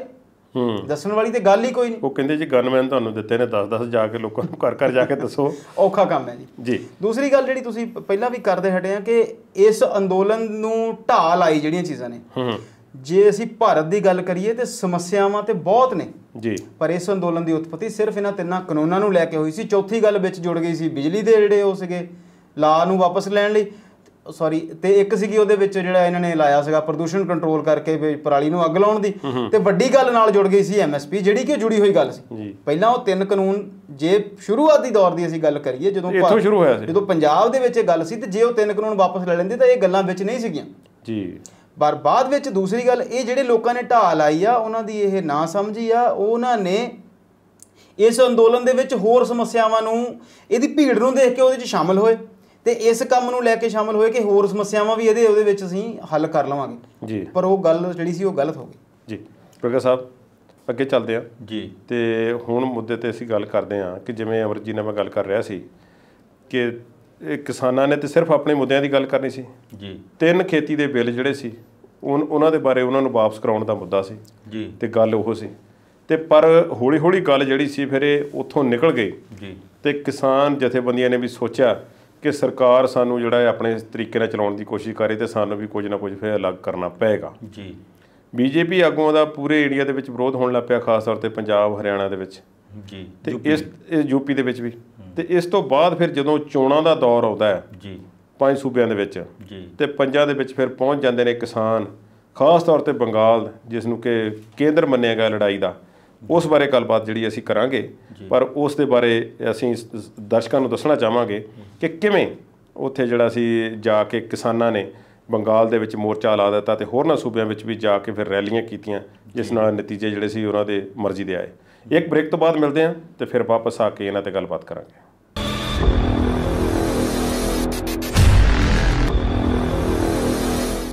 ਬ੍ਰੇਕ ਤੋਂ ਬਾਅਦ ਫਿਰ ਸਵਾਗਤ ਹੈ ਬਰਗਾ ਸਾਹਿਬ ਜੀ। ਅਸੀਂ ਜਿਹੜੀ ਗੱਲਬਾਤ ਕਰ ਰਹੇ ਸੀ ਕਿ ਗੱਲ ਖੇਤੀ ਕਾਨੂੰਨਾਂ ਦੀ, ਤੇ ਫਿਰ ਇਲੈਕਸ਼ਨਾਂ ਦੇ ਵਿੱਚ ਕਿਵੇਂ ਕੁੱਦ ਪਈਆਂ ਕਿਸਾਨ ਜਥੇਬੰਦੀਆਂ ਦੇ ਬਾਰੇ ਸਾਨੂੰ ਦੱਸੋ, ਕੀ ਸੋਚ ਕੇ? ਇਹ ਲਗਭਗ ਉਸ ਵੇਲੇ 4.5 ਮਹੀਨੇ ਦਾ ਨੇੜੇ ਤੇੜੇ ਦਾ ਅੰਦੋਲਨ ਸੀਗਾ ਉਸ ਵੇਲੇ, ਜੇ ਪੰਜਾਬ ਦਾ ਸਮਾਂ ਛੱਡ ਦਈਏ ਤਾਂ। ਜਿਹੜੀ ਗੱਲ ਪਹਿਲਾਂ ਵੀ ਚੱਲਦੀ ਉਹ ਚੀਜ਼ ਵੀ ਪਹਿਲਾਂ ਜਥੇਬੰਦੀਆਂ ਖੇਤੀ ਕਾਨੂੰਨ ਵਾਪਸ ਕਰਾਉਣ ਵਾਲੀ ਕੋਈ ਗੱਲ ਹੈ ਨਹੀਂ ਸੀ ਜਦੋਂ ਪੰਜਾਬ ਤੇ ਪਹਿਲੇ ਦੌਰ ਦੀ ਗੱਲ ਸੀ, ਜੋ ਸੈਕਟਰੀ ਲੈਵਲ ਦੀ ਉਦੋਂ ਕਿਤੇ ਮੰਤਰੀ ਟੱਕਰ ਜਾਂਦੇ ਤੇ ਸੋਧਾਂ ਤੋਂ ਮਨ ਮੂੰਹ ਜਾਣਾ ਹੀ ਗੱਲ ਕੋਈ ਹੈ ਨਹੀਂ। ਪਰ ਬੀਜੇਪੀ ਨੇ ਉਸ ਵੇਲੇ ਕਿਸਾਨਾਂ ਨੂੰ ਬਹੁਤ ਘੱਟ ਕਰਕੇ ਅੰਕਿਆ, ਜਿਹਦੇ ਨਤੀਜੇ ਹੁਣ ਜਿਹੜੇ ਉਹ ਪੱਛਮੀ ਬੰਗਾਲ ਵਾਲੀ ਗੱਲ ਤੇ ਆਪਾਂ ਕਰਦੇ ਹਾਂ। ਬੀਜੇਪੀ ਨੇ ਤੇ ਆਂਕਣਾ ਹੀ ਸੀਗਾ, ਅਕਾਲੀ ਦਲ ਵੀ ਨਾਲ ਹੀ ਸੀ। ਅਕਾਲੀ ਦਲ ਵੀ ਨਾਲ ਹੀ ਸੀਗਾ। ਤੇ ਦੂਸਰਾ ਸਭ ਤੋਂ ਵੱਡੀ ਗੱਲ ਹੈ ਵੀ ਕਿਸਾਨਾਂ ਨੂੰ, ਮੇਰੀ ਬੱਤੀਆਂ ਨਾਲ ਤਕਰੀਬਨ ਗੱਲਬਾਤ ਹੁੰਦੀ ਰਹਿੰਦੀ ਆ, ਕਿਸਾਨਾਂ ਨੂੰ ਖੁਦ ਵੀ ਨਹੀਂ ਸੀ ਪਤਾ ਵੀ ਸਾਡੇ ਮਗਰ ਲੋਕ ਇੰਨੇ ਆ ਜਾਣਗੇ, ਇਹ ਅੰਦੋਲਨ ਐਡਾ ਵੱਡਾ ਹੋ ਜਾਊਗਾ, ਅਸੀਂ ਦਿੱਲੀ ਪਹੁੰਚ ਜਾਵਾਂਗੇ। ਇਹ ਤਾਂ ਇੱਥੇ ਸ਼ੰਭੂ ਬਾਰਡਰ ਤੱਕ ਆਪਣੀਆਂ ਉਮੀਦਾਂ ਲਾ ਕੇ ਬੈਠੇ ਸੀਗੇ ਵੀ ਦੂਗਾ ਸਾਨੂੰ ਜਾਣ ਨਹੀਂ ਦੇਣਾ, ਇੱਥੇ ਅਸੀਂ ਰੁਕ ਜਾਣਾ, ਲੰਗਰ ਪਾਣੀ ਛੱਕ ਕੇ 2 ਦਿਨ ਦੇਖ ਲਾਂਗੇ, ਮੁੜ ਆਵਾਂਗੇ। ਇਹ ਅੰਦੋਲਨ ਦਾ ਐਡਾ ਵੱਡਾ ਹੋਣਾ, ਇਹਦੇ ਵਿੱਚ ਤਾਂ ਉਹ ਜਿਹੜਾ ਕੁਦਰਤ ਦਾ ਵਾਸਤੇ ਵਾਲੀ ਗੱਲ ਆ ਉਹ ਤੋਂ ਇਨਕਾਰ ਨਹੀਂ ਕੀਤਾ ਜਾਂਦਾ। ਸਭ ਨੂੰ ਵੱਡਾ ਮੋੜ ਸੀ ਇਹ ਪੱਛਮੀ ਬੰਗਾਲ ਦੀਆਂ ਇਲੈਕਸ਼ਨਾਂ ਤੇ ਨਾਲ ਜਿਹੜੀਆਂ ਹੋਰ 4 ਰਾਜਾਂ ਨੇ ਸੀਗੀਆਂ, ਜਦੋਂ ਕਿਸਾਨ ਜਥੇਬੰਦੀਆਂ ਜਿਹੜੀਆਂ ਪਿੱਛੇ ਢੰਡੋਰਾ ਪਿੱਟਦੀਆਂ ਆਉਂਦੀਆਂ ਵੀ ਸਾਡਾ ਰਾਜਨੀਤਿਕ ਲੋਕਾਂ ਨਾਲ ਕੋਈ ਸਰੋਕਾਰ ਨਹੀਂ, ਕੋਈ ਲੈਣ ਦੇਣ ਨਹੀਂ, ਸਾਡੇ ਵਿੱਚ ਕੋਈ ਰਾਜਨੀਤੀ ਨਹੀਂ ਹੈਗੀ। ਪਰ ਉਸ ਵੇਲੇ ਫਿਰ ਜਦੋਂ ਗੱਲਬਾਤ ਰੁਕ ਚੁੱਕੀ ਸੀ, ਸਰਕਾਰ ਕੋ ਸੁਣ ਨਹੀਂ ਰਹੀ, ਤੇ ਅੰਦੋਲਨ ਨੂੰ ਜਿਹੜਾ ਉਹ ਯੂਪੀ ਤੇ ਬਿਹਾਰ ਦੇ ਲੋਕਾਂ ਨੇ ਫਿਰ ਦੁਬਾਰਾ ਖੜੇ ਕਰ ਲਿਆ। ਰਕੇਸ਼ ਟਕੈਤ ਵੀ ਜਿੱਦਾਂ ਕਿ ਹੀਰੋ ਦੀ ਵਜ੍ਹਾ ਉੱਭਰੇ, ਕਿਉਂਕਿ ਅਸੀਂ ਦੇਖਿਆ ਲੋਕੀ ਇੱਦਾਂ ਜਿੱਦਾਂ ਸ਼ਾਹਰੁਖ ਖਾਨ ਦੇ ਨਾਲ ਜਾਂ ਹੋਰ ਕਲਾਕਾਰਾਂ ਨਾਲ ਸੈਲਫੀਆਂ ਖਿਚਾਉਂਦੇ ਆ, ਰਕੇਸ਼ ਟਕੈਤ ਨਾਲ ਇੱਦਾਂ ਹਰਿਆਣੇ ਦੇ ਲੋਕ ਜਿਹੜੇ ਸੀਗੇ ਖਾਪ ਪੰਚਾਇਤਾਂ 'ਚ ਸੈਲਫੀਆਂ ਖਿਚਾਉਂਦੇ ਦੇਖੇ ਤੇ ਉੱਭਰਿਆ ਉਹ। ਨਹੀਂ, ਉਹਨਾਂ ਦਾ ਵੀ ਲੋਕਾਂ ਨੇ ਖਿਚਾਈਆਂ, ਉਹਨਾਂ ਦੇ ਮਗਰ ਭੱਜਦੇ ਸੀ ਲੋਕ। ਬਿਲਕੁਲ। ਸਭ ਤੋਂ ਵੱਡੀ ਗੱਲ, ਮੈਂ 26 ਤੋਂ ਪਹਿਲਾਂ ਰਕੇਸ਼ ਦੀਆਂ ਦੋ ਇੰਟਰਵਿਊ ਕੀਤੀਆਂ, ਮੈਂ ਬੜਾ ਪੱਟ ਉਹਨੂੰ ਸਵਾਲ ਲਾਏ, ਪਰ ਉਹ ਬੰਦਾ ਬੀਜੇਪੀ ਦੇ ਖਿਲਾਫ ਬੋਲਣ ਨੂੰ ਤਿਆਰ ਨਹੀਂ ਸੀਗਾ। ਅੱਛਾ ਜੀ। 26 ਤੋਂ ਪਹਿਲਾਂ ਉਹਨੂੰ ਵੀ ਉਦਣ ਹੀ ਪਤਾ ਲੱਗਾ ਜਿੱਦਣ ਉੱਥੇ ਲਾਣ ਕੇ ਫਿਰ ਡਾਂਗ ਬੀਜੇਪੀ ਨੇ ਲਿਆਣ ਕੇ ਨਾ ਰੱਖਤੀ ਮੋਢੇ ਤੇ, ਨਾਲੇ ਤੋਂ ਗੁੰਡਿਆਂ ਵਾਲੀ ਤੇ ਨਾਲੇ ਪੁਲਿਸ ਵਾਲੀ। ਉਸ ਤੋਂ ਬਾਅਦ ਰਕੇਸ਼ ਟਕੈਤ ਅੱਜ ਮਤਲਬ ਕਹਿ ਦਈਏ ਤਾਂ ਹੁਣ ਪੂਰਾ ਬੀਜੇਪੀ ਦੇ ਖੁੱਲ੍ਹ ਕੇ ਖਿਲਾਫ ਆ। ਉਸ ਵੇਲੇ ਤੱਕ ਇਹ ਗੋਲਮੋਲ ਸੀਗੇ, ਉਸ ਵੇਲੇ ਤੱਕ ਬੀਜੇਪੀ ਦੇ ਖਿਲਾਫ ਨਹੀਂ ਸੀ ਬੋਲਦੇ 26 ਤੋਂ ਪਹਿਲਾਂ। ਫਿਰ ਪੱਛਮੀ ਬੰਗਾਲ ਵਾਲਾ ਐਪੀਸੋਡ ਸ਼ੁਰੂ ਹੋ ਜਾਂਦਾ, ਉੱਥੇ ਸਾਂਝੇ ਤੌਰ ਤੇ ਕੋਈ 10-12 ਜਿਹੜੇ ਕਿਸਾਨ ਲੀਡਰ ਸੀਗੇ ਇਹ ਜਾਂਦੇ ਆ ਪੱਛਮੀ ਬੰਗਾਲ ਦੇ ਵਿੱਚ, ਕਿਉਂਕਿ ਇਹਨਾਂ ਨੂੰ ਬਾਕੀ ਰਾਜਾਂ ਨਾਲੋਂ ਸਭ ਨੂੰ ਜ਼ਿਆਦਾ ਪਿੰਨ ਪੁਆਇੰਟ ਇਹਨੀ ਪੱਛਮੀ ਬੰਗਾਲ ਨੂੰ ਕੀਤਾ ਸੀਗਾ। ਇੱਕ ਤਾਂ ਉੱਥੇ ਇਹਨਾਂ ਦੇ ਮੁਤਾਬਕ ਪੱਛਮੀ ਬੰਗਾਲ 'ਚ ਮਮਤਾ ਬੈਨਰਜੀ ਇੱਕ ਇੱਦਾਂ ਦੀ ਧਾਕੜ ਲੀਡਰ ਸੀਗੀ ਵੀ ਜਿਹਦੀ ਕੁਛ ਵੀ ਮਦਦ ਕੀਤਿਆਂ ਕੋਈ ਨਤੀਜੇ 'ਤੇ ਅਸਰ ਹੋ ਸਕਦਾ। ਬਾਕੀ ਰਾਜਾਂ ਵਿੱਚ ਤਾਂ ਜਦ ਆਸਾਮ ਦਾ ਵੀ ਥੋੜ੍ਹਾ ਬਹੁਤ ਪਤਾ ਹੀ ਸੀਗਾ ਵੀ ਰਿਜ਼ਲਟ ਕਿੱਦਾਂ ਦਾ ਆਉਣਾ ਆ, ਅਤੇ ਜੇ ਬਾਕੀ ਛੋਟੀਆਂ ਸਟੇਟਾਂ ਸੀਗੀਆਂ ਪੁਡੂਚੇਰੀ ਵਗੈਰਾ ਸੀਗੀਆਂ, ਤੇ ਇਸ ਕਰਕੇ ਪੱਛਮੀ ਬੰਗਾਲ ਵੀ ਪੰਜਾਬ ਵਾਂਗੂ ਇੱਕ ਰੈਬਲ ਸੂਬਾ ਮੰਨਿਆ ਗਿਆ। ਉੱਥੇ ਲੋਕ ਜਿਹੜੇ ਆ, ਜਿੱਦਾਂ ਆਪਾਂ ਪੰਜਾਬੀ ਛੇਤੀ ਕੀਤੇ ਅੱਖ ਚੱਕ ਪਾ ਕੇ ਦੂਸਰੇ ਨਾਲ ਗੱਲ ਕਰ ਸਕਦੇ, ਤੇ ਇਦਾਂ ਉਹ ਬੰਗਾਲੀ ਵੀ ਇਸ ਖੂਨ ਦੇ, ਇਸ ਤਸੀਰ ਦੇ ਬੰਦੇ ਆ। ਜਿਹੜੀ ਉਹ ਬੰਗਾਲੀਆਂ ਦੀ ਤਸੀਰ ਸੀਗੀ, ਉਹ ਫਿਰ ਜਦੋਂ ਕਿਸਾਨ ਜਥੇਬੰਦੀਆਂ ਨੇ ਫਿਰ ਬਾਈ ਫਲੈਟ ਬਾਈ ਏਅਰ ਜਿੱਦਾਂ ਵੀ ਕਿਸੇ ਤੋਂ ਪਹੁੰਚ ਹੋਇਆ, ਇਹ ਨਹੀਂ 10-15 ਦਿਨ ਦਾ ਜਿਹੜਾ ਗੇੜਾ ਲਾਇਆ, ਤਾਮਿਲਨਾਡੂ ਦਾ ਵੀ ਲਾਇਆ, ਸਾਰੇ ਲਾਇਆ। ਤੇ ਸਭ ਤੋਂ ਵੱਧ ਇਹਨਾਂ ਨੂੰ ਉਸ ਵੇਲੇ ਇਹ ਲੱਗਾ ਸੀਗਾ ਵੀ ਵੋਟ ਦੀ ਚੋਟ ਜੇ ਹੁਣ ਕੀਤੀ ਜਾਊਗੀ ਤੇ ਤਾਂ ਹੀ ਕਿਸਾਨ ਅੰਦੋਲਨ ਜਿਹੜਾ ਅੱਗੇ ਚੱਲੂਗਾ, ਨਹੀਂ ਤਾਂ ਬੀਜੇਪੀ ਜਿੰਨਾ ਹੁਣ ਹਕਾਰ ਗਈ ਆ, ਜਿੰਨੀ ਐਰੋਗੈਂਸੀ ਵਿੱਚ ਚੱਲ ਰਹੀ ਆ, ਤੇ ਇਹਨਾਂ ਨੇ ਜੇ ਪੱਛਮੀ ਬੰਗਾਲ ਜਿੱਤ ਜਾਂਦੀ ਤੇ ਅੱਜ ਜਿਹੜਾ ਅੰਦੋਲਨ 7ਵੇਂ ਮਹੀਨੇ ਦੇ ਨੇੜੇ ਤੇੜੇ ਆ ਚੱਲਿਆ ਹੈ, ਤੇ ਇਹ ਅੰਦੋਲਨ ਦੀ ਰੂਪਰੇਖਾ ਬਦਲ ਜਾਣੀ ਸੀ। ਇਹ ਸਿਰਫ ਪੱਛਮੀ ਬੰਗਾਲ ਬੀਜੇਪੀ ਹਾਰੀ ਕਰਕੇ ਤੇ ਬਾਕੀ ਸਟੇਟਾਂ ਦੇ ਵਿੱਚ ਵੀ ਉਹ ਜਿਹੜੀ ਜਿੱਤ ਦੀ ਆਸ ਇਹ ਲੱਗ ਕੇ ਬੈਠੇ ਸੀਗੇ ਵੀ ਅਸੀਂ 5 ਰਾਜ ਹੀ ਜਿੱਤ ਲੈਣੇ ਆ। ਜੇਕਰ ਬੀਜੇਪੀ ਖੁਦਾ ਨਾ ਖਾਸਤਾ 5 ਰਾਜਾਂ ਦੀ ਇਲੈਕਸ਼ਨ ਜਿੱਤ ਲੈਂਦੀ, ਇਕੱਲੇ ਬੰਗਾਲ ਦੀ ਵੀ ਜਿੱਤ ਲੈਂਦੀ, ਇਕੱਲੇ ਬੰਗਾਲ ਦੀ ਵੀ ਜਿੱਤ ਲੈਂਦੀ, ਤਾਂ ਅੱਜ ਨੂੰ ਇਹ ਅੰਦੋਲਨ ਨੂੰ ਸ਼ਾਇਦ ਉਹ ਖਦੇੜਨ ਵਿੱਚ ਜਿੱਦਾਂ ਕਿ ਉਹ ਕਾਮਯਾਬ ਵੀ ਹੋ ਜਾਂਦੀ। ਉਦੋਂ ਬਾਅਦ ਵੀ ਨਹੀਂ ਬੜਾ ਕੁਝ ਕੀਤਾ ਜੀ, ਵੀ ਅੱਜ ਰਾਤ ਨੂੰ ਚੱਕ ਦੇਣਾ ਜੀ, ਹੁਣ ਇੱਦਾਂ ਚੱਕ ਦੇਣਾ, ਮਿਲਟਰੀ ਲੱਗ ਜਾਣੀ ਆ, ਬੜੀਆਂ ਖਬਰਾਂ ਚਲਾਈਆਂ, ਪਰ ਕਿਸਾਨਾਂ ਤੇ ਉਸ ਗੱਲ ਦਾ ਅਸਰ ਨਹੀਂ ਪਿਆ। ਜਦੋਂ ਵੀ ਸਮਾਂ ਕਿ ਇਦਾਂ ਦੀ ਕੋਈ ਗੱਲ ਹੁੰਦੀ, ਕਿਸਾਨ ਇੱਧਰੋਂ ਜ਼ਿਆਦਾ ਜਾਣੇ ਸ਼ੁਰੂ ਹੋ ਜਾਂਦੇ ਆ। ਫਿਰ ਵੀ ਕਹਿੰਦੇ ਕਿ ਕਿਸਾਨਾਂ ਨੇ ਇਹ ਗੱਲ ਉੱਥੇ ਜਾ ਕੇ ਰੈਲੀਆਂ ਕੀਤੀ। ਇੱਕ ਤਾਂ ਸਾਨੂੰ ਇਹ ਦੱਸੋ ਕਿ ਰੈਲੀਆਂ ਜਿਹੜੀਆਂ ਸੀ ਉਹ ਕਿਸ ਕਿਸਾਈ ਦੀਆਂ ਰੈਲੀਆਂ ਸੀ? ਉਹ ਰੈਲੀਆਂ ਜਿਹੜੀਆਂ ਸੀਗੀਆਂ, ਪਹਿਲਾਂ ਤਾਂ ਇਹਨਾਂ ਨੇ ਇੱਕ ਗੱਲ ਬਣਾ ਲਈ ਵੀ ਅਸੀਂ ਕਿਸੇ ਨੂੰ ਵੀ ਵੋਟ ਪਾਉਣ ਨੂੰ ਨਹੀਂ ਕਹਿਣਾ, ਵੀ ਤੁਸੀਂ ਕਾਂਗਰਸ ਨੂੰ ਪਾਓ, ਤੁਸੀਂ ਕਮਿਊਨਿਸਟਾਂ ਨੂੰ ਪਾਓ, ਤੁਸੀਂ ਬੀਬੀ ਮਮਤਾ ਨੂੰ ਪਾਓ। ਇਹਨਾਂ ਨੇ ਇਹ ਕਰ ਲਿਆ ਵੀ ਬੀਜੇਪੀ ਨੂੰ ਵੋਟ ਨਹੀਂ ਪਾਉਣੀ, ਤੁਸੀਂ ਜਿਹਨੂੰ ਮਰਜ਼ੀ ਪਾਓ। ਫਿਰ ਵੀ ਅੰਦਰ ਖਾਤੇ ਕਿਹਾ ਤਾਂ ਹੋਊਗਾ ਵੀ ਔਨ ਦਾ ਰਿਕਾਰਡ, ਯਾਨੀ ਕਿ ਨਹੀਂ ਗੱਲ ਇਹ ਰੱਖੀ, ਪਰ ਇਹਨਾਂ ਨੂੰ ਵੀ ਉਸ ਵੇਲੇ ਪਤਾ ਲੱਗ ਗਿਆ ਸੀ ਵੀ ਮਮਤਾ ਬੈਨਰਜੀ ਵਿੱਚ ਹੀ ਹੈਗਾ। ਪਰ ਜਿੰਨਾ ਚਿਰ ਉਸ ਇਲੈਕਸ਼ਨ ਜਿੱਦੀ ਸਰਕਾਰ ਨੇ ਜਾਂ ਇਸ ਕਹਿ ਸਕਦੇ ਅਮਿਤ ਸ਼ਾਹ ਦੀ ਟੀਮ ਨੇ ਜਿੱਦਾਂ ਉਹਨੂੰ 8 ਦੌਰ ਦੀ ਇਲੈਕਸ਼ਨ ਦੇ ਵਿੱਚ ਵੰਡਿਆ, ਜਿੰਨਾ ਉੱਥੇ 200 ਤੋਂ ਉੱਪਰ ਕੁਲਦੀਪ ਜੀ ਐਮਪੀ ਪੂਰੇ ਮੰਨ ਲਓ ਇਹਨਾਂ ਦੇ ਬੀਜੇਪੀ ਦੇ 200 ਤੋਂ ਉੱਪਰ ਐਮਪੀਆਂ ਨੇ ਉੱਥੇ ਪ੍ਰਚਾਰ ਕੀਤਾ। ਕੋਈ ਦੁਨੀਆ ਦਾ ਤੰਤਰ ਹੀ ਨਹੀਂ ਛੱਡਿਆ ਨਹੀਂ ਜਿਹੜਾ ਉੱਥੇ ਨਹੀਂ ਵਰਤਿਆ, ਕੋਈ ਧੱਕੇਸ਼ਾਹੀ ਦੀ ਨਹੀਂ ਕੋਈ ਕਸਰ ਨਹੀਂ ਛੱਡੀ। ਪ੍ਰਧਾਨ ਮੰਤਰੀ ਜਿਸ ਵੇਲੇ ਉਸ ਵੇਲੇ ਕੋਵਿਡ ਵਾਲੀ ਆਪਾਂ ਦੇਖਿਆ ਦੌਰ ਮੁੜ ਕੇ, ਜਿਸ ਵੇਲੇ ਉਹ ਪ੍ਰਬੰਧ ਕਰਨ ਦੀ ਜ਼ਰੂਰਤ ਸੀਗੀ ਤੇ ਪ੍ਰਧਾਨ ਮੰਤਰੀ ਉੱਥੇ 2-2 ਲੱਖ ਬੰਦਾ ਇਕੱਠਾ ਕਰਕੇ ਰੈਲੀਆਂ ਕਰ ਰਹੇ ਸੀਗੇ। ਜੋ ਉਸ ਵੇਲੇ ਆਕਸੀਜਨ ਦਾ ਪ੍ਰਬੰਧ ਕਰਨ ਦਾ ਟਾਈਮ ਸੀ, ਉਸ ਵੇਲੇ ਬੈੱਡਾਂ ਦਾ ਪ੍ਰਬੰਧ ਕਰਨ ਦਾ ਟਾਈਮ ਸੀ, ਉਸ ਵੇਲੇ ਟੀਕਿਆਂ ਦਾ ਪ੍ਰਬੰਧ ਕਰਨ ਦਾ ਲੋੜ ਸੀ। ਮਤਲਬ ਇਹਨਾਂ ਨੇ ਦੁਨੀਆ ਦੀ ਆਖਰੀ ਇਲੈਕਸ਼ਨ ਸਮਝ ਕੇ ਬੰਗਾਲ ਦੀ ਇਲੈਕਸ਼ਨ ਲੜੀ, ਪਰ ਜਿੰਨਾ ਇਹਨਾਂ ਨੇ ਉੱਥੇ ਅੱਤ ਚੱਕੀ ਓਨੀ ਹੀ ਨਹੀਂ ਮੂੰਹ ਦੀ ਖਾਧੀ ਉੱਥੇ। ਤੇ ਕਿਸਾਨਾਂ ਦਾ ਜਿਹੜਾ ਉੱਥੇ ਗਿਆਨ ਦਾ ਮੁੱਲ ਪੈ ਗਿਆ। ਕਿਸਾਨਾਂ ਨੇ ਜਿਹੜਾ ਬੀਜੇਪੀ ਦੇ ਖਿਲਾਫ ਪ੍ਰਚਾਰ ਕੀਤਾ ਸੀਗਾ, ਉਹ ਮਮਤਾ ਬੈਨਰਜੀ ਜੀ ਵੀ ਉਹਦਾ ਧੰਨਵਾਦ ਕੀਤਾ ਆ, ਤੇ ਦੁਨੀਆ ਨੇ ਵੀ ਦੇਖ ਲਿਆ ਵੀ ਕਿਸਾਨੀ ਚਾਹੇ ਉੱਥੇ ਵੱਖਰੇ ਕਿਸਮ ਦੀ ਆ, ਉੱਥੇ ਕੋਈ ਜ਼ਿਆਦਾ ਝੋਨੇ ਕਣਕ ਵਾਲੀ ਤਾਂ ਗੱਲ ਹੈ ਨਹੀਂ ਗੀ, ਉੱਥੇ ਦੀਆਂ ਸਮੱਸਿਆਵਾਂ ਕਿਸਾਨਾਂ ਦੀਆਂ ਵੱਖਰੀਆਂ ਆ। ਉੱਥੇ ਮੱਛੀ ਪਾਲਣ ਫਾਰਮ ਵਾਲੇ ਆ, ਉੱਥੇ ਵੱਖ-ਵੱਖ ਤਰ੍ਹਾਂ ਦੀਆਂ ਆਪਣੀਆਂ ਸੂਬੇ ਦੇ ਭੂਗੋਲਿਕ ਹਿਸਾਬ ਦੇ ਨਾਲ ਫਸਲਾਂ ਆ। ਪਰ ਕਿਤੇ ਨਾ ਕਿਤੇ ਇਹ ਗੱਲ ਮੰਨੀ ਜਾਂਦੀ ਆ ਵੀ ਕਿਸਾਨੀ ਅੰਦੋਲਨ ਦਾ ਪੱਛਮੀ ਬੰਗਾਲ ਦੀ ਇਲੈਕਸ਼ਨ ਉੱਤੇ ਬਹੁਤ ਵੱਡਾ ਅਸਰ ਹੋਇਆ। ਇਸੇ ਕਰਕੇ ਮਮਤਾ ਬੈਨਰਜੀ ਨੇ ਹੁਣ ਰਾਕੇਸ਼ ਟਕੈਤ ਨੂੰ ਜਾਂ ਹੋਰਾਂ ਨੂੰ ਸੱਦ ਕੇ ਉੱਥੇ ਵੈਲਕਮ ਵੀ ਕੀਤਾ, ਧੰਨਵਾਦ ਵੀ ਕੀਤਾ, ਤੇ ਉਹਨੇ ਵਾਅਦਾ ਵੀ ਕੀਤਾ ਵੀ ਮੈਂ ਤੁਹਾਡੇ ਅੰਦੋਲਨ ਦੇ ਵਿੱਚ ਆਉਂਗੀ। ਅਮਰਤ ਜੀ ਚੋਣ ਪ੍ਰਚਾਰ ਦੇ ਵਿੱਚ ਤਾਂ ਉੱਥੇ ਪਹੁੰਚ ਗਏ, ਬਿਲਕੁਲ ਜੀ, ਤੇ ਰੈਲੀਆਂ ਬਹੁਤ ਵੱਡੀਆਂ ਹੋਈਆਂ ਜੀ, ਤੇ ਜਿਹੜੇ ਫਿਰ ਚੋਣ ਨਤੀਜੇ ਆਏ ਜੀ, ਉਸ ਤੋਂ ਬਾਅਦ ਬੀਜੇਪੀ ਦੇ ਰੌਂ 'ਚ ਕੋਈ ਨਰਮੀ ਆਈ? ਇੱਦਾਂ ਤੁਸੀਂ ਕਹਿ ਸਕਦੇ ਆ ਕਿ ਜਿਹੜਾ ਉਹਦਾ ਜੇਤੂ ਰੱਥ ਸੀਗਾ ਜਿਹਦੇ ਤੇ ਉਹ ਸਵਾਰ ਸੀ, ਉਹਨੂੰ ਇੱਕ ਬ੍ਰੇਕ ਜ਼ਰੂਰ ਲੱਗੀ। ਰੌਂ 'ਚ ਜੇ ਤੁਸੀਂ ਕਹੋ ਬਹੁਤ ਨਰਮੀ ਆਈ, ਤੇ ਰੌਂ ਦੇ ਵਿੱਚ ਨਰਮੀ ਇਕੱਲੇ ਬੰਗਾਲ ਦੀ ਹਾਰ ਦਾ ਉਹਦੇ 'ਚ ਵੱਡਾ ਫਰਕ ਆ, ਉਹਦੇ ਨਾਲ ਜਿਹੜੀ ਕੋਵਿਡ ਦੀ ਦੂਜੀ ਲਹਿਰ ਸੀ ਉਹਦਾ ਵੀ ਫਰਕ ਹੈ। ਦੂਸਰੀ ਗੱਲ ਇਹ ਆ ਕਿ ਬੰਗਾਲ ਦੇ ਵਿੱਚ ਇਲੈਕਸ਼ਨ ਦੇ ਵਿੱਚ ਕਿਸਾਨ ਗਏ ਹੀ ਇਸ ਕਰਕੇ ਕਿ ਇਹਨੂੰ ਵਿਰੋਧ ਦੇਣਾ ਹੈ। ਉਹਨਾਂ ਨੇ ਬੀਜੇਪੀ ਨੂੰ ਆਪਣੀ ਵਿਰੋਧੀ ਮੰਨ ਲਿਆ, ਸਰਕਾਰ ਨੂੰ ਆਪਣੀ ਵਿਰੋਧੀ ਮੰਨ ਲਿਆ। ਜਿੱਦਾਂ ਬਿਲਗਾ ਜੀ ਨੇ ਦੱਸਿਆ ਕਿ 4 ਮਹੀਨੇ ਹੋ ਗਏ ਸੀ, ਜੇ ਅਸੀਂ 4 ਦਿਨ ਤੋਂ ਵੀ ਸਾਡੀ ਇੱਕ ਡਿਮਾਂਡ ਨਾ ਮੰਨੀ ਜਾਵੇ ਤਦ ਵੀ ਅਸੀਂ ਸਾਹਮਣੇ ਵਾਲੇ ਨੂੰ ਫਿਰ ਲੀਕ ਖਿੱਚ ਲੈਣੇ ਕਿ ਸਾਡਾ ਦੁਸ਼ਮਣ ਆ, ਸਾਡੀ ਗੱਲ ਨਹੀਂ ਸੁਣੀ ਜਾਂਦੀ। ਰਾਈਟ। ਹਾਲਾਂਕਿ ਜਿਹੜੀਆਂ ਚਾਲਾਂ ਵੀ ਉਹਨਾਂ ਵੱਲੋਂ ਇਹੋ ਜਿਹੀਆਂ ਚੱਲੀਆਂ ਗਈਆਂ ਜਿਸ ਤੋਂ ਇਹ ਅਜ਼ਿਊਮ ਕੀਤਾ ਜਾ ਸਕਦਾ ਸੀ ਕਿ ਇੱਕ ਹੋਵੇ ਸਰਕਾਰ ਸੰਵਿਧਾਨਕ ਤੌਰ ਤਰੀਕੇ ਨਾਲ ਚੁਣੀ ਗਈ, ਤੇ ਉਹ ਸਾਡੇ ਜਿਹੜੇ ਪ੍ਰਦਰਸ਼ਨਕਾਰੀ ਨੇ ਜਾਂ ਮੁਜ਼ਾਹਰਾਕਾਰੀ ਨੇ ਉਹਨਾਂ ਦੇ ਵੱਖਰੇ ਨਾਮ ਰੱਖੇ, ਅੰਦੋਲਨ ਜੀਵੀ ਵਗੈਰਾ ਤੇ ਅੱਤਵਾਦੀ ਤੇ ਦੇਸ਼ ਧਰੋਹੀ, ਦੇਸ਼ ਵਿਰੋਧੀ, ਤੇ ਉਹ ਚੁੱਪ ਕਰਕੇ ਸੁਣੀ ਜਾਣ ਤੇ ਉਹਨਾਂ ਨਾਲ ਗੱਲ ਪਰ ਜੀ ਵੀ ਬੜਾ ਮਾੜਾ ਸ਼ਬਦ ਮੰਨਿਆ ਜਾਂਦਾ ਹੈ। ਬਿਲਕੁਲ ਉਹਨਾਂ ਦਿਨਾਂ ਦੇ ਵਿੱਚ ਹੀ ਅਮਰੀਕਾ ਦੀ ਇਲੈਕਸ਼ਨ ਹੋਈ ਆ, ਤੇ ਮੁੜ ਕੇ ਉੱਥੇ ਜਿਹੜੀ ਘਟਨਾ ਹੋਈ ਆ, ਉੱਥੇ 2-3 ਬੰਦਿਆਂ ਦੀ ਮੌਤ ਹੋਈ ਆ, ਤੇ ਪ੍ਰਧਾਨ ਮੰਤਰੀ ਸਾਹਿਬ ਨੇ 2 ਮਿੰਟ 'ਚ ਟਵੀਟ ਕਰਤਾ, ਤੇ ਕਿਸਾਨੀ ਅੰਦੋਲਨ 'ਚ ਜਿੰਨੇ ਬੰਦਿਆਂ ਦੀ ਜਾਨ ਗਈ ਸੀ ਤੇ ਉਹਨਾਂ ਤੇ ਇੱਕ ਸ਼ਬਦ ਵੀ ਨਹੀਂ ਬੋਲਿਆ। ਫਿਰ ਇਹਨਾਂ ਸਾਰੀਆਂ ਗੱਲਾਂ ਨੂੰ ਲੈ ਕੇ ਜਿਹੜੇ ਕਿਸਾਨ ਸੀਗੇ, ਚਾਹੇ ਉਹ ਪੰਜਾਬ ਦੇ ਸੀ, ਚਾਹੇ ਹਰਿਆਣੇ ਦੇ ਸੀ, ਚਾਹੇ ਯੂਪੀ ਦੇ ਸੀ, ਉਹ ਇਸ ਗੱਲ ਤੋਂ ਬਹੁਤ ਪਰੇਸ਼ਾਨ ਸੀ, ਤੇ ਉਹਨਾਂ ਨੇ ਫਿਰ ਬੀਜੇਪੀ ਨੂੰ ਇਹ ਟੱਕਰ ਦੇਣ ਦਾ, ਵਿਰੋਧ ਕਰਨ ਦਾ ਹੀ ਇੱਕ ਤਰੀਕਾ ਬਣਾਇਆ। ਤੇ ਉੱਥੇ ਉਹ ਕਿੰਨਾ ਪਹੁੰਚੇ, ਕਿੰਨਾ ਸਫਲ ਹੋਏ, ਉਹ ਨਹੀਂ ਹੋਏ, ਪਰ ਜਿਹੜਾ ਰਿਜ਼ਲਟ ਸੀਗਾ ਉਹ ਉਹਨਾਂ ਦੇ ਪੱਖ 'ਚ ਆ ਗਿਆ। ਉਹਨਾਂ ਨੂੰ ਲੱਗਿਆ ਕਿ ਅਸੀਂ ਇਹਨਾਂ ਨੂੰ ਹਰਾਤਾ। ਧੱਕਾ ਤੇ ਲਾਇਆ ਨਾ, ਚਾਹੇ ਥੋੜਾ ਲਾਇਆ ਚਾਹੇ ਜ਼ਿਆਦਾ ਲਾਇਆ, ਚਾਹੇ ਇਹਨਾਂ ਦੇ ਜਾਣ ਨਾਲ 10 ਵੋਟਾਂ ਦਾ ਫਰਕ ਪਿਆ, ਪਰ ਪੰਜਾਬ ਬੰਗਾਲ ਦੇ ਵਿੱਚ ਬਹੁਤ ਸਾਰੇ ਟਰਾਂਸਪੋਰਟ ਨੇ ਜਾਂ ਬਹੁਤ ਸਾਰੀਆਂ ਹੋਰ ਇੰਡਸਟਰੀਜ਼ ਨੇ ਜਿਹੜੀਆਂ ਪੰਜਾਬ ਨਾਲ ਜੁੜੀਆਂ ਹੋਈਆਂ ਨੇ, ਬਹੁਤ ਸਾਰਾ ਇੱਥੋਂ ਖੇਤੀ ਨਾਲ ਜੁੜਿਆ ਹੋਇਆ ਸਮਾਨ ਉੱਧਰ ਜਾਂਦਾ ਹੈ, ਉਹ ਸਾਰੇ ਲੋਕ ਫਿਰ ਇਹਨਾਂ ਦੀ ਮਦਦ ਦੇ ਵੀ ਖੜੇ। ਕੇਰਲਾ ਦਾ ਵੀ ਉਹਦੇ 'ਚ ਇਫੈਕਟ ਰਿਹਾ, ਤਮਿਲਨਾਡੂ ਦਾ ਵੀ ਇਫੈਕਟ ਹੋਇਆ। ਭਾਵੇਂ ਉੱਥੇ ਸੀਟਾਂ ਦਾ ਬੀਜੇਪੀ ਦਾ ਤਮਿਲਨਾਡੂ 'ਚ ਕੋਈ ਆਧਾਰ ਨਹੀਂ ਸੀ, ਪਰ ਕਿਸਾਨਾਂ ਨੇ ਫਿਰ ਹਰ ਜਗ੍ਹਾ ਇੱਕ ਹਾਂ ਦਾ ਨਾਰਾ ਤਾਂ ਮਾਰਿਆ, ਹਰ ਜਗ੍ਹਾ ਤੇ ਆਪਣੀ ਹਾਜ਼ਰੀ ਤਾਂ ਲਾਈ ਜੀ। ਤੇ ਇਹ ਗੱਲ ਤੇ ਇਸ ਅੰਦੋਲਨ ਦੇ ਸ਼ੁਰੂ ਹੋਣ ਤੋਂ ਛੇਤੀ ਇਹ ਗੱਲ ਸਿੱਧ ਹੋ ਗਈ ਸੀ ਕਿ ਸਾਰੀ ਦੁਨੀਆ ਦੇ ਕਿਸਾਨ ਦੁਖੀ ਨੇ। ਇਹ ਕਦੇ ਸੋਚਿਆ ਹੋਵੇਗਾ ਬੀਜੇਪੀ ਨੇ ਕਿ ਪੰਜਾਬ ਦੇ ਕਿਸਾਨਾਂ 'ਚ ਇੰਨੀ ਹਿੰਮਤ ਕਿ ਫਲਾਈਟਾਂ ਲੈ ਕੇ ਉੱਥੇ ਪਹੁੰਚ ਜਾਣ ਤੇ ਉੱਥੇ ਜਾ ਕੇ ਰੈਲੀਆਂ ਕਰਨਗੇ ਤੇ ਇਕੱਠ ਕਰਨਗੇ? ਜੇ ਆਮ ਤੌਰ ਤੇ ਜਿਹੜੀਆਂ ਚੋਣ ਰੈਲੀਆਂ ਹੁੰਦੀਆਂ ਨੇ ਸਾਡੇ ਭਾਰਤ ਵਿੱਚ ਰਿਵਾਜ ਹੈ ਕਿ ਇੱਕ ਪਾਰਟੀ ਕਹਿ ਦਿੰਦੀ ਕਿ ਸਾਡੀ ਫਲਾਂ ਜਗ੍ਹਾ ਤੇ ਚੋਣ ਰੈਲੀ ਹੈ ਜੀ, ਤੇ ਉੱਥੇ ਆਪ ਮੁਹਾਰੇ ਲੋਕ ਤੇ ਬਹੁਤ ਘੱਟ ਪਹੁੰਚਦੇ ਨੇ। ਉਹ ਪਾਰਟੀ ਵਰਕਰਾਂ ਦੀਆਂ ਲੋਕਲ ਪੱਧਰ ਤੇ ਡਿਊਟੀ ਲਾ ਦਿੱਤੀਆਂ, ਤੁਸੀਂ ਜੀ 20 ਬੱਸਾਂ ਲੈ ਆਓ, 20 ਗੱਡੀਆਂ ਲੈ ਆਓ, ਆਹ ਲੈ ਆਓ। ਤੇ ਜਿੱਥੇ ਆਮ ਰੈਲੀਆਂ ਦੇ ਵਿੱਚ ਇੰਨੇ ਜ਼ਿਆਦਾ ਲੋਕ ਪਹੁੰਚੇ, ਪਰ ਇਹ ਮੇਰੇ ਖਿਆਲ ਇਹਦੀ ਸੋਚ ਤੋਂ ਬਾਹਰੀ ਗੱਲ ਹੋਈ ਹੋਵੇਗੀ। ਜਿਹੜੀ ਤੁਸੀਂ ਗੱਲ ਕੀਤੀ ਕੁਲਦੀਪ ਜੀ, ਆਪ ਮੁਹਾਰੇ ਪਹੁੰਚਣ ਵਾਲੀ ਉਹ ਸਮਾਂ ਲੱਦ ਗਿਆ। ਇੱਕ ਟਾਈਮ ਸੀ ਜਦੋਂ ਲੀਡਰਾਂ ਦੀ ਇੱਕ ਵੈਲਿਊ ਹੁੰਦੀ ਸੀ, ਉਹਨਾਂ ਦੇ ਕਹੇ ਦਾ ਇੱਕ ਅਸਰ ਹੁੰਦਾ ਸੀ। ਜਦੋਂ ਮਹਾਤਮਾ ਗਾਂਧੀ ਦੀ ਮੌਤ ਹੋਈ ਆ ਤੇ ਫਿਰ ਉੱਥੇ ਜਿਹੜੇ ਲੋਕ ਪਹੁੰਚੇ ਆ ਉਹਨਾਂ ਨੂੰ ਕੋਈ ਲੈ ਕੇ ਨਹੀਂ ਗਿਆ ਸੀ। ਜੇ ਪੰਜਾਬ ਦੇ ਵਿੱਚ ਵੀ ਇਹੋ ਜਿਹੀਆਂ ਘਟਨਾਵਾਂ ਤੁਹਾਨੂੰ ਬਹੁਤ ਮਿਲਦੀਆਂ ਨੇ, ਜਦੋਂ ਸਰਬੱਤ ਖਾਲਸਾ ਬੁਲਾਇਆ ਜਾਂਦਾ ਤੇ ਉਹਨਾਂ ਲੋਕਾਂ ਨੂੰ ਲੈਣ ਲਈ ਫਿਰ ਬੱਸਾਂ ਨਹੀਂ ਭੇਜੀਆਂ ਜਾਂਦੀਆਂ ਜੀ।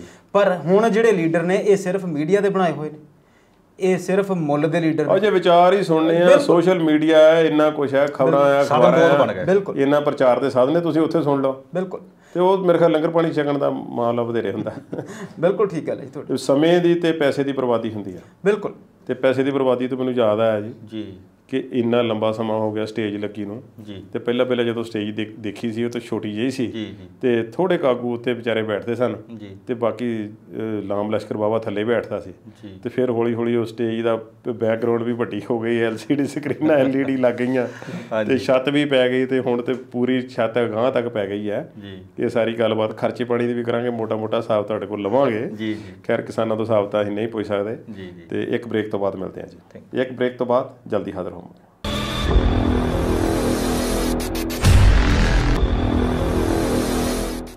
ਕਿਸਾਨੀ ਅੰਦੋਲਨ ਦੇ 6 ਮਹੀਨੇ, ਇਸ ਬਾਰੇ ਗੱਲਬਾਤ ਸਾਡੀ ਜਾਰੀ ਹੈ।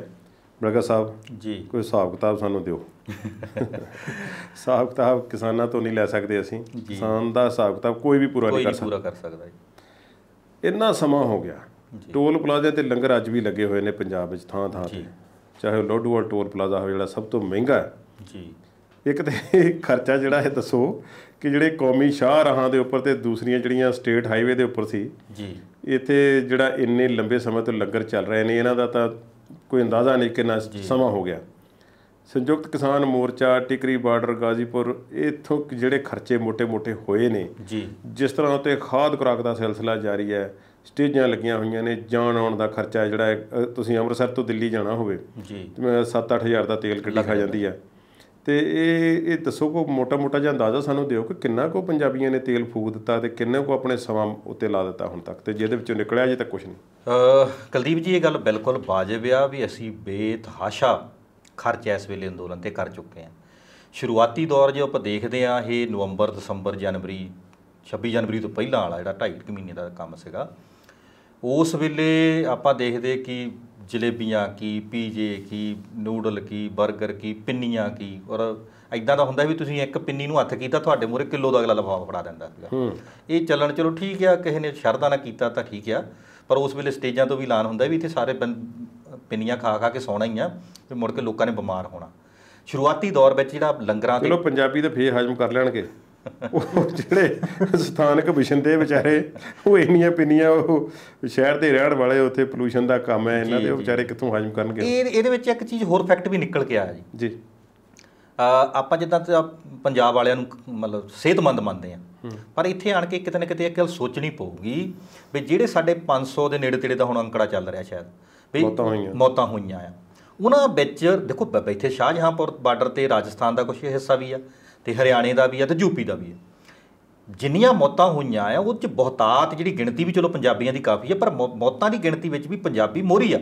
ਉਨੇ ਕੋ ਹਰਿਆਣੇ ਵਾਲੇ ਵੀਰਾਂ ਦੀ ਗਿਣਤੀ ਨਹੀਂ, ਉਨੀ ਰਾਜਸਥਾਨ ਵਾਲੇ ਦੀ, ਉਹਨਾਂ ਯੂਪੀ ਜਾਂ ਉੱਤਰਾਖੰਡ ਵਾਲਿਆਂ ਦੀ ਨਹੀਂ ਹੈਗੀ।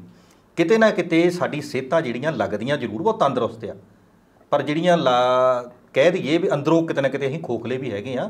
ਇਹ ਮੌਤਾਂ ਦੀ ਗਿਣਤੀ ਵਿੱਚ ਪੰਜਾਬੀਆਂ ਦਾ ਜਿਹੜਾ ਗਿਣਤੀ ਬਹੁਤ ਵੱਡੀ ਹੈ। ਕਿਤੇ ਜੀ ਕੋਈ ਹੋਰ ਅਗਲਾ ਵਿਸ਼ਾ ਛੇੜੀ ਖਰਚੇ ਪਾਣੀ ਵਾਲੀ ਗੱਲ ਦੱਸੋ। ਖਰਚੇ ਪਾਣੀ ਵਾਲੀ ਗੱਲ ਜੀ, ਵੀ ਲੰਗਰਾਂ ਤੇ ਖਰਚਾ ਬਹੁਤਾਤ ਵਿੱਚ ਲੋਕਾਂ ਨੇ ਕੀਤਾ। ਉਹਦੇ ਵਿੱਚ ਲੋਕਲ ਲੈਵਲ ਤੋਂ ਲੈ ਕੇ, ਜਿੱਦਾਂ ਆਪਾਂ ਪਿਛਲੇ ਐਪੀਸੋਡ 'ਚ ਵੀ ਗੱਲ ਕੀਤੀ ਸੀ, ਵੀ ਜੇ ਕੋਈ 300 ਰੁਪਈਆ ਦਿਹਾੜੀ ਲੈਂਦਾ ਆ, ਕਿਸਾਨੀ ਅੰਦੋਲਨ ਸ਼ੁਰੂ ਹੁੰਦੇ ਸਾਰੇ ਉਹਨੇ ਵਿਚਾਰੇ ਨੇ 100 ਰੁਪਈਆ ਪਾ ਸਕਦਾ, ਉਹਨੂੰ ਵੀ ਪਾਇਆ।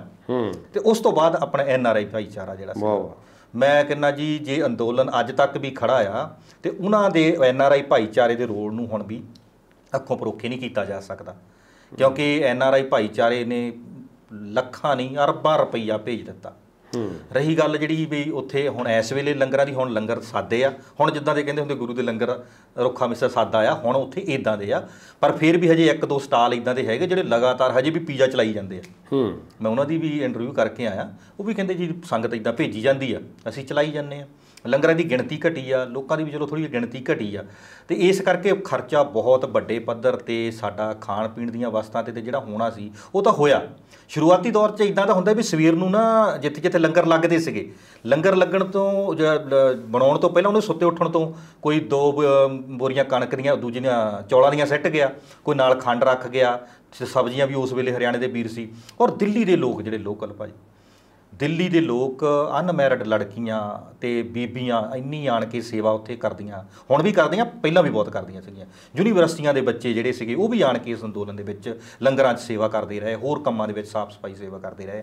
ਤੇ ਸਟੇਜ ਦੀ ਜਿਹੜੀ ਗੱਲ ਕਰੀਏ ਤੇ ਹੁਣ ਪਿਛਲੇ ਦਿਨੀ ਹੁਣ ਜਦੋਂ ਝੱਖੜ ਆਇਆ ਤੇ ਜਿਹੜੀ ਮੇਨ ਸਟੇਜ ਸੀਗੀ ਉਹਦੇ ਉੱਤੋਂ ਸਾਰਾ ਕੁਝ ਉੱਡ ਗਿਆ ਸੀਗਾ। ਅੱਛਾ ਜੀ। ਉਹ ਹਟ ਗਿਆ ਤਾਂ ਹੁਣ ਉਹਨਾਂ ਨੇ ਦੁਬਾਰਾ ਹੋਈ ਸ਼ੁਰੂਆਤ ਕੀਤੀ, ਹੁਣ ਸ਼ੈੱਡ ਬਣਾ ਲਈ। ਪਹਿਲਾਂ ਤਾਂ ਪਬਲਿਕ ਲਈ ਜਿਹੜੀ ਸੀਗੀ, ਸੰਗਤ ਲਈ ਹੀ, ਉਹ ਤਾਂ ਸ਼ੈੱਡ 2.5 ਮਹੀਨੇ ਮੇਰੇ ਖਿਆਲ ਹੋ ਗਿਆ, ਉਹ ਤਾਂ ਬਣਾਈ ਲਈ ਜਦੋਂ ਗਰਮੀ ਸ਼ੁਰੂ ਹੋਈ ਆ। ਤੇ ਉਸ ਤੋਂ ਬਾਅਦ ਜਿਹੜੀ ਸਟੇਜ ਦੇ ਉੱਪਰ ਹਜੇ ਉਹ ਪੁਰਾਣਾ ਹੀ ਉਹਨਾਂ ਦਾ ਜਿਹੜਾ ਪਾਇਆ ਸੀਗਾ ਤੰਬੂ ਉਹ ਹੀ ਸੀਗਾ, ਉਹ ਉੱਡ ਗਿਆ। ਹੁਣ ਜਥੇਬੰਦੀਆਂ ਨੇ ਆਪਣਾ ਪੱਕਾ ਸ਼ੈੱਡ ਉਹ ਵੀ ਬਣਾ ਲਿਆ।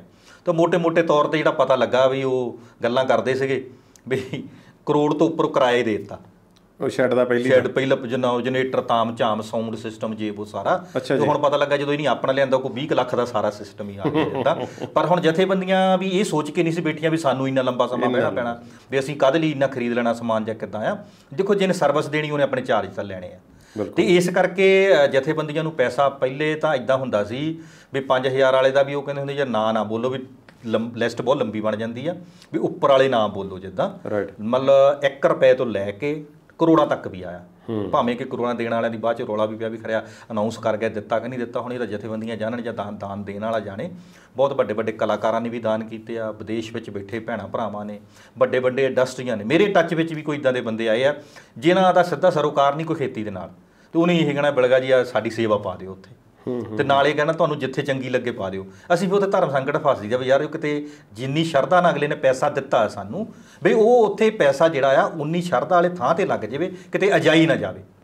ਤੇ ਫਿਰ ਅਸੀਂ ਵੀ ਸੋਚੀਦਾ ਦੇਖੀਦਾ, ਜਿੱਦਾਂ ਅਸੀਂ ਕੋਈ ਪਿਛਲੇ ਗੇੜੇ 'ਚ ਅਸੀਂ ਦਵਾਈਆਂ ਉੱਥੇ ਕੈਂਪ, ਹੁਣ ਥੋੜ੍ਹੇ ਰਹਿ ਗਏ ਆ ਮੈਡੀਸਨ ਜਿਹੜੇ ਸਟਾਲ ਲੱਗੇ ਥੋੜ੍ਹੇ ਆ, ਤੇ ਉੱਥੇ ਜਿਹੜਾ ਜੀਰਕਪੁਰ ਵਾਲਿਆਂ ਦਾ ਇੱਕ ਲੱਗਾ ਹੋਇਆ ਆ ਬੱਸੀ ਪਠਾਣਾ, ਉਹ ਸਾਰੇ ਇਕੱਠੇ ਹੋ ਕੇ ਚੰਡੀਗੜ੍ਹ ਦੇ ਏਰੀਏ ਦਾ। ਤੇ ਅਸੀਂ ਉੱਥੇ ਫਿਰ ਜਿੰਨੀ ਕੁ ਨਹੀਂ ਸਾਨੂੰ ਲਿਸਟ ਦਿੱਤੀ ਦਵਾਈਆਂ ਦੀ, ਤੇ ਉਹ ਦਵਾਈਆਂ ਦੀ ਲਿਸਟ ਜਿਹੜੀ ਅਸੀਂ ਲੈ ਕੇ ਉੱਥੇ ਸੇਵਾ ਪਾ ਜਾਂਦੀ। ਮਤਲਬ ਇੱਦਾਂ ਲੋਕ ਨਾ ਦਿਲੋਂ ਜੁੜੇ ਹੋਏ ਸੀ, ਦਿਲੋਂ ਸੇਵਾ ਕੀਤੀ ਆ। ਤੇ ਹੁਣ ਜਿਹੜਾ ਆ ਉਹ ਜਿਹੜੀ ਰਾਸ਼ੀ ਆ ਹੁਣ ਬਹੁਤ ਘੱਟ ਆ ਰਹੀ ਆ, ਪਰ ਖਰਚੇ ਹੁਣ ਵੀ ਨਿਰੰਤਰ ਸਾਰੀ ਚੀਜ਼ਾਂ ਦੇ ਉੱਤੇ ਚੱਲ ਰਹੇ ਆ। ਜਥੇਬੰਦੀਆਂ ਚਲਾ ਰਹੀਆਂ, ਹਜੇ ਤੱਕ ਕੋਈ ਘਾਟਾ ਤਾਂ ਨਹੀਂ ਕਿਸੇ ਗੱਲ 'ਚ ਹੈਗਾ, ਪਰ ਫਰਕ ਇਸ ਗੱਲ ਦਾ ਪੈ ਗਿਆ।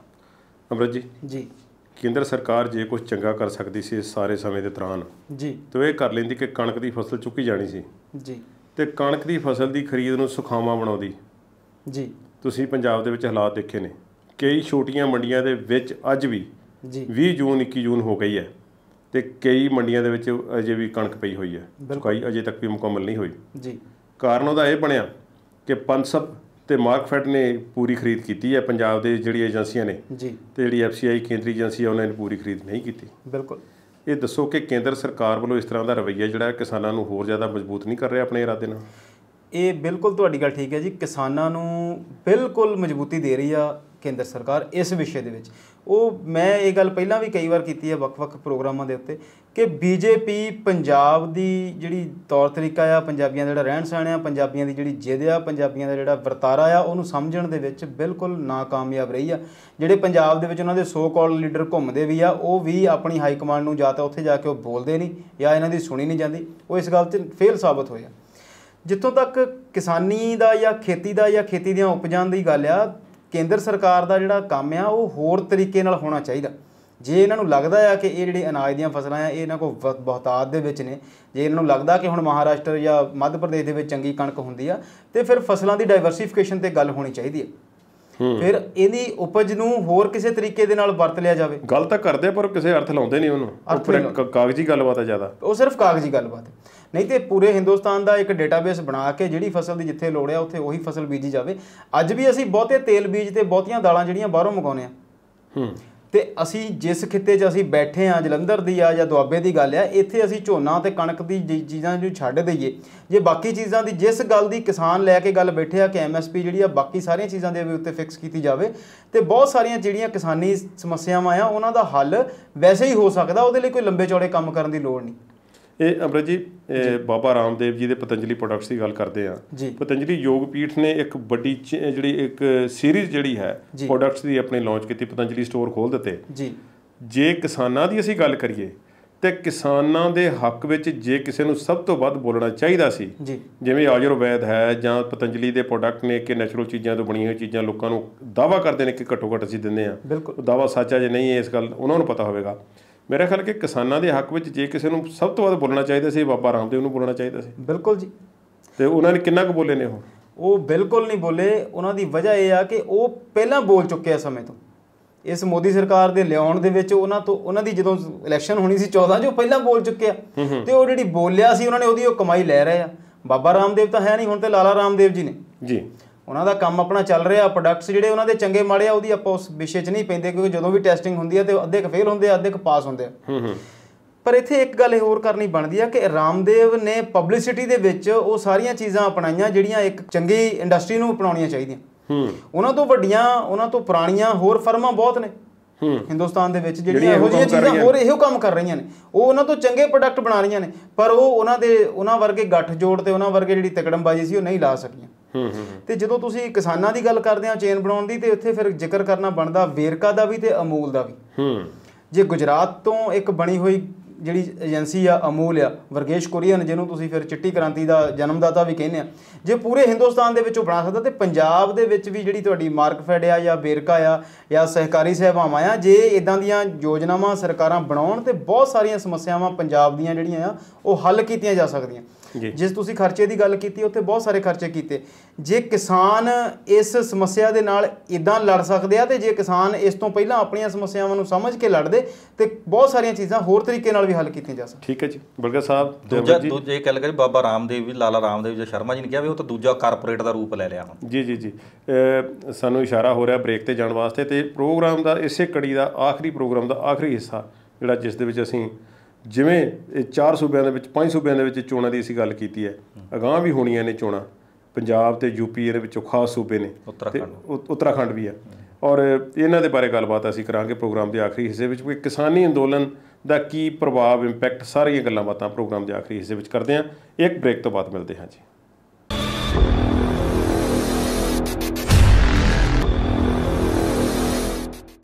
ਕਿਸਾਨ ਅੰਦੋਲਨ 6 ਮਹੀਨੇ ਹੁਣ ਤੱਕ ਦਾ ਪ੍ਰਭਾਵ ਤੇ ਗਾਂਹ ਤੇ ਕੀ ਅਸਰ ਪਵੇਗਾ, ਇਸ ਪ੍ਰੋਗਰਾਮ ਦੇ ਆਖਰੀ ਹਿੱਸੇ ਵਿੱਚ ਇਸ ਬਾਰੇ ਗੱਲਬਾਤ ਕਰਾਂਗੇ।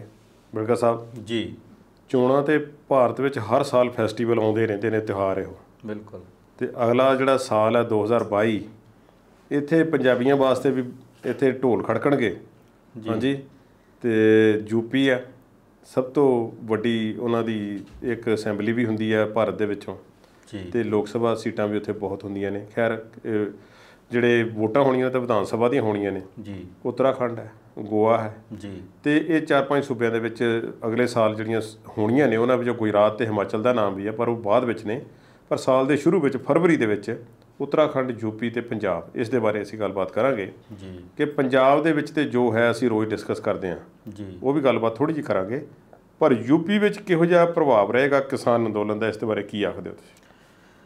ਇਹ 'ਚ ਕੁਲਦੀਪ ਜੀ, ਮੈਂ ਹੁਣ ਤਾਜ਼ਾ ਜਿਹੜਾ ਗੇੜਾ ਮਾਰ ਕੇ ਆਇਆ, ਗਾਜੀਪੁਰ ਵੀ ਮੈਂ ਜਾ ਕੇ ਆਇਆ, ਜਿੱਥੇ ਉੱਤਰਾਖੰਡ ਤੇ ਯੂਪੀ ਦਾ ਬਹੁਤ ਵੱਡਾ ਹਿੱਸਾ ਕਿਸਾਨਾਂ ਦਾ ਉਸ ਬਾਰਡਰ ਤੇ ਮੌਜੂਦ ਆ। ਕਿੰਨੀ ਕੁ ਗਿਣਤੀ ਹੈ ਜੀ ਉੱਥੇ ਕਿਸਾਨਾਂ ਦੀ? ਗਿਣਤੀ ਪਹਿਲਾਂ ਨਾਲੋਂ ਤਾਂ ਘਟੀ ਆ, ਨੋ ਡਾਊਟ ਘਟੀ ਆ, ਪਰ ਇਹ ਨਹੀਂ ਹੈਗਾ ਵੀ ਉੱਥੇ ਮਤਲਬ ਰੌਣਕ ਹੈ ਨਹੀਂ ਗੀ ਜਾਂ ਖਾਲੀ ਹੋ ਗਿਆ। ਲੰਗਰ ਵੀ ਉਸੇ ਤਰ੍ਹਾਂ ਚੱਲਦੇ ਆ। ਆਪਣੇ ਦੁਆਬੇ ਦਾ ਪਿੰਡ ਹੈਗਾ ਸੰਗ ਢੇਸੀਆਂ, ਬਾਬਾ ਸੰਗ ਢੇਸੀਆਂ ਵਾਲਾ ਪਿੰਡ, ਉੱਥੇ ਦਾ ਲੰਗਰ 26 ਤੋਂ ਪਹਿਲਾਂ ਦਾ ਲੱਗਾ ਆ। ਅੱਛਾ ਜੀ। ਉਹ ਮੈਂ ਸਪੈਸ਼ਲ ਫਿਰ ਦੇਖਣ ਗਿਆ ਵੀ ਹਜੇ ਬੈਠੇ ਭਰਾ ਸਾਡੇ ਕਿ ਨਹੀਂ। ਉਹ ਲਾਸਟ ਵਿੱਚ ਜਿੱਥੇ ਅੰਦੋਲਨ ਦਾ ਲਾਸਟ ਹਿੱਸਾ ਆ, ਲਾਸਟ ਵਿੱਚ ਜਾ ਕੇ ਉਹ ਹਜੇ ਬੈਠੇ, ਹਜੇ 4-5 ਸਿੰਘ ਹਜੇ ਵੀ ਹੈਗੇ ਆ।